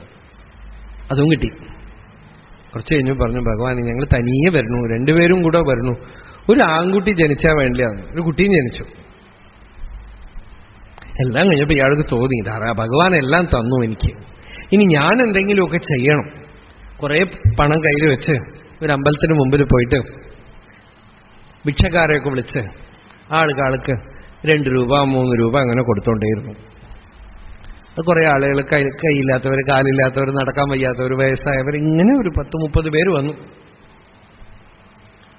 അവസാനം ഇയാൾ കൊടുത്തോണ്ടേയിരുന്നു. ഇയാൾക്കൊരു സന്തോഷം കണ്ടില്ലേ, എനിക്ക് ചെയ്യാൻ സാധിച്ചുവല്ലോ, കൊടുക്കാൻ കഴിഞ്ഞുവല്ലോ, സന്തോഷം. ഇതാണ് ലിമിറ്റഡ് ലെവലിലുള്ള ഒരു ഹാപ്പിനെസ്. എല്ലാം കഴിഞ്ഞു. കുറെ കഴിഞ്ഞപ്പോ അയാൾക്ക് നല്ല സന്തോഷമായി, കൊടുക്കുമ്പോഴുള്ളൊരു സന്തോഷം.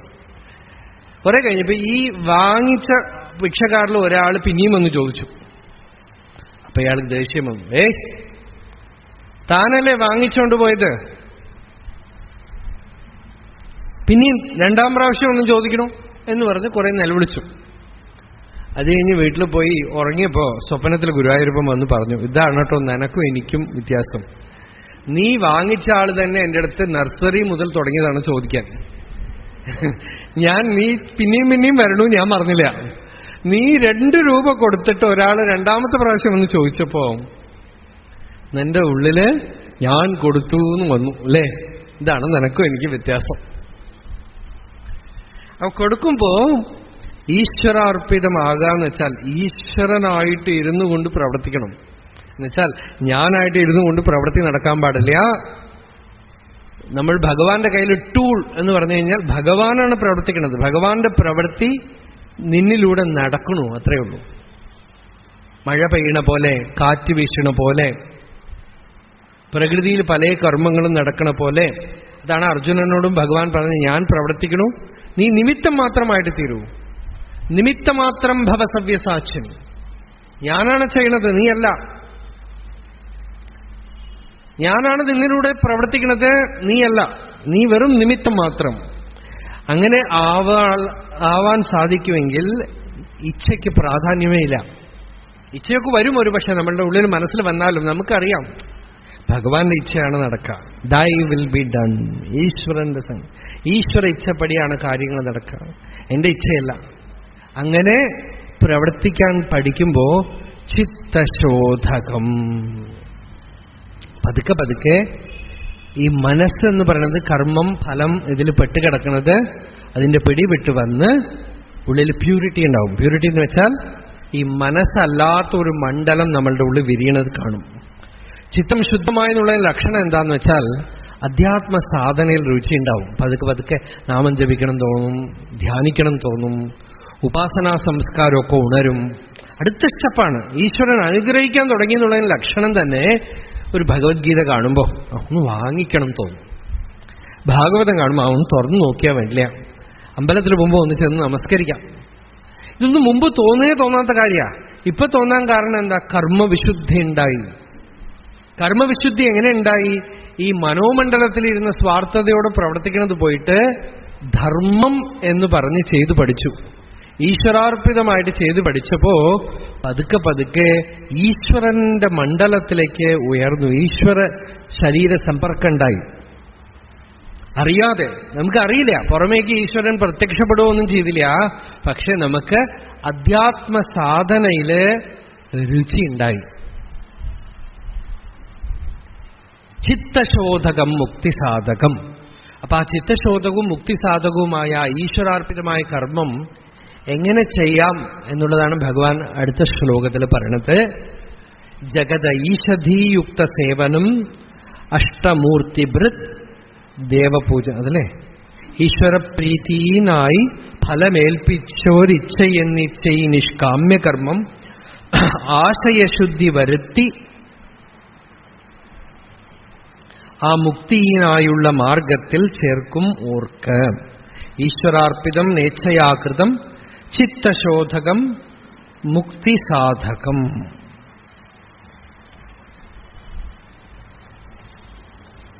ഈശ്വരാർപ്പിതമായ കർമ്മങ്ങള് കായികം, വാചികം, മാനസം. കായികം കായ വാങ് മനഃ കാര്യമുത്തമം പൂജനം ജപശ്ചിന്തനം ക്രമാത്. ഈ ശ്ലോകമാണ് നമ്മൾ ഇനി കാണേണ്ടത്. ഇനി മുതൽ സാധനയിലേക്ക് പ്രവേശിക്കാം.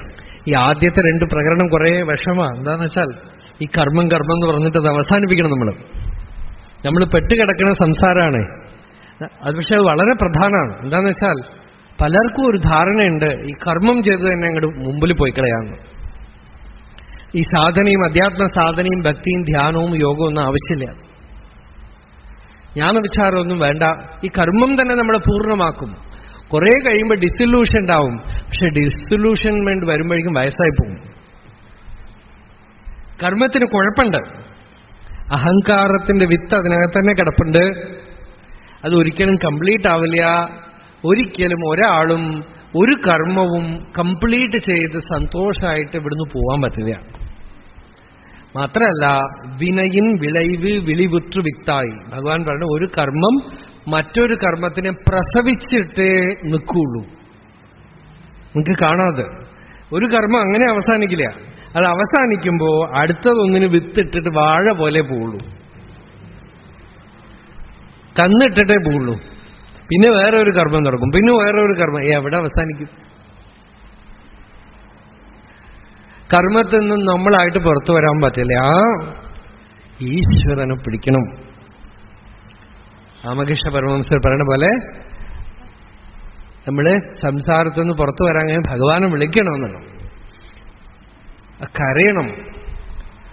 കരയണതൊക്കെ ചിലർ ചോദിക്കുന്നത് ശാസ്ത്രീയമാണോ എന്നാണ് ചോദിക്കുന്നത്. ശാസ്ത്രീയമായൊരു പദ്ധതി വേണം. കരയാണ് അത് ശരി. അപ്പൊ നീ ജനിച്ചപ്പോ ശാസ്ത്രീയമായ പദ്ധതിയിൽ ജനിച്ചിട്ട് അമ്മേ ഞാൻ നിങ്ങളുടെ കുട്ടിയാണ്, നിങ്ങൾക്ക് എനിക്ക് പാല് തരാൻ നിയമമുണ്ട്, അതുകൊണ്ട് നിങ്ങൾക്ക് ഈശ്വരൻ പാല് തന്നിട്ടുണ്ടാവും, നോക്കൂ എനിക്ക് പാല് തരൂ. ഇത് ശാസ്ത്രീയമായ മാതൃപുത്ര സംബന്ധമാണ്. അതുകൊണ്ട് ഇന്നു മുതൽ ഞാൻ ഒരു 2 വർഷം പാല് കുടിക്കാൻ തീരുമാനിച്ചിരിക്കുന്നു. ഇങ്ങനെയൊക്കെയാണോ പറയണത് അല്ലേ? ഉറക്കൊരു നെല്ലുള്ളിയാണ് ജനിച്ച ഉടനെ. അതാണ് ലാംഗ്വേജ് ഓഫ് ദ ഹാർട്ട്. അമ്മയുമില്ല അവിടെ, ഞാനുമില്ല, പ്രപഞ്ചവുമില്ല. വിശപ്പണ കരയണത്, കുട്ടിയല്ല അല്ലേ? ആ വിശപ്പ് കരഞ്ഞു.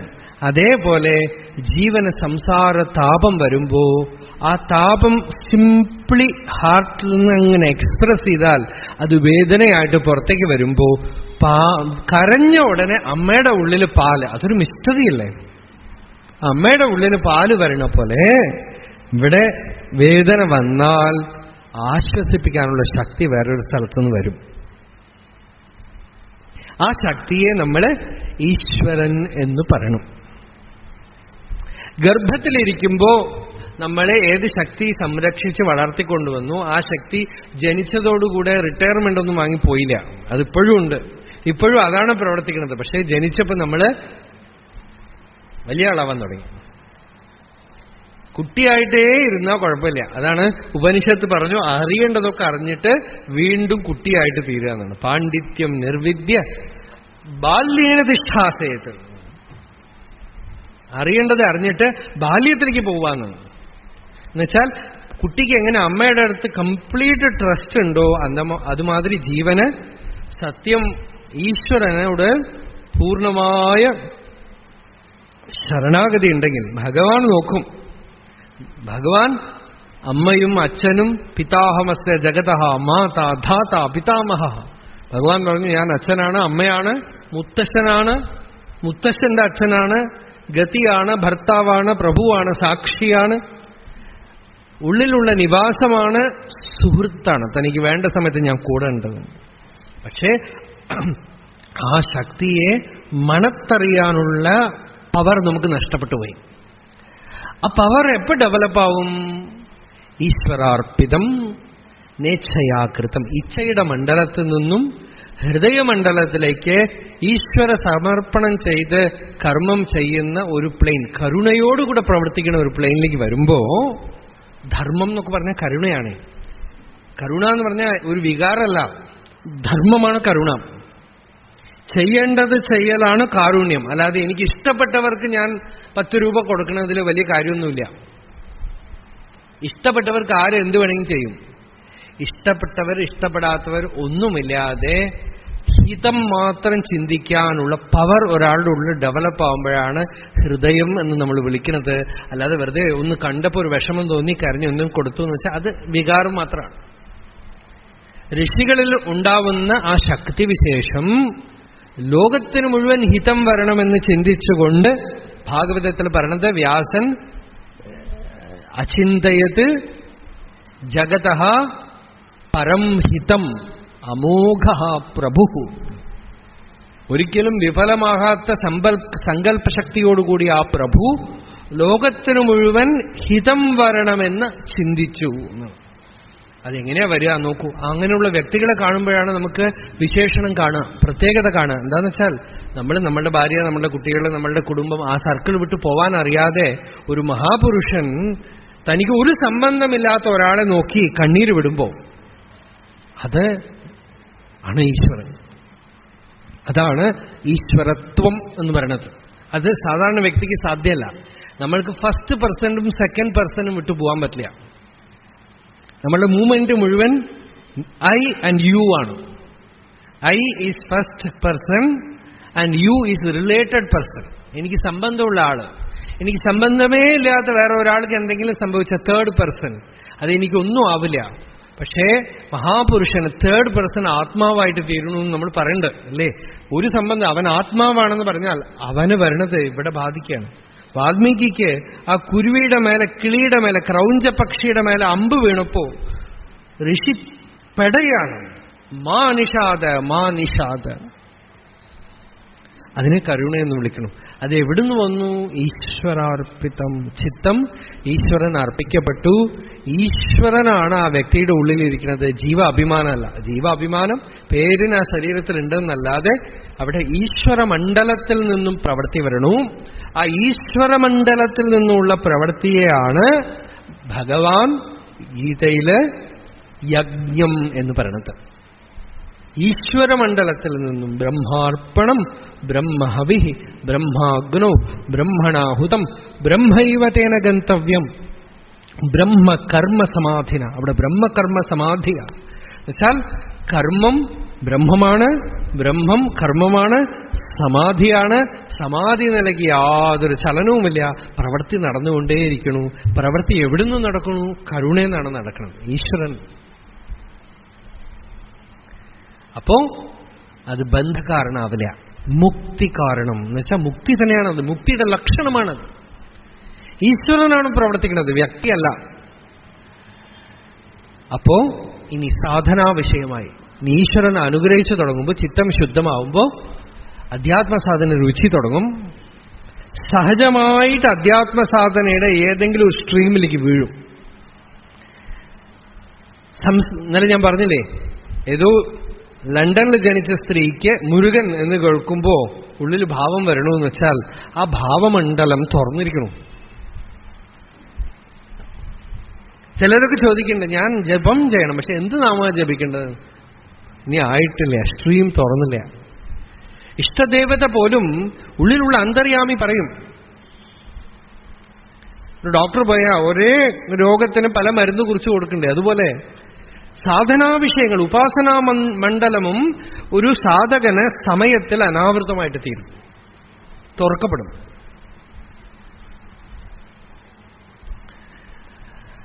അതാണ് അടുത്ത നമ്മളെ ശ്ലോകത്തിൽ കാണാൻ പോണത്. ജപം, ധ്യാനം, ഉപാസന, പ്രായോഗികമായ ഉപാസനാ വിഷയമായ ചർച്ചയാണ്. അത് നമ്മൾ നാളെ കാണും. അരുണാചല ശിവ, അരുണാചല ശിവ, അരുണാചല ശിവ, അരുണാചല, അരുണാചല ശിവ, അരുണാചല ശിവ, അരുണാചല ശിവ, അരുണാചല.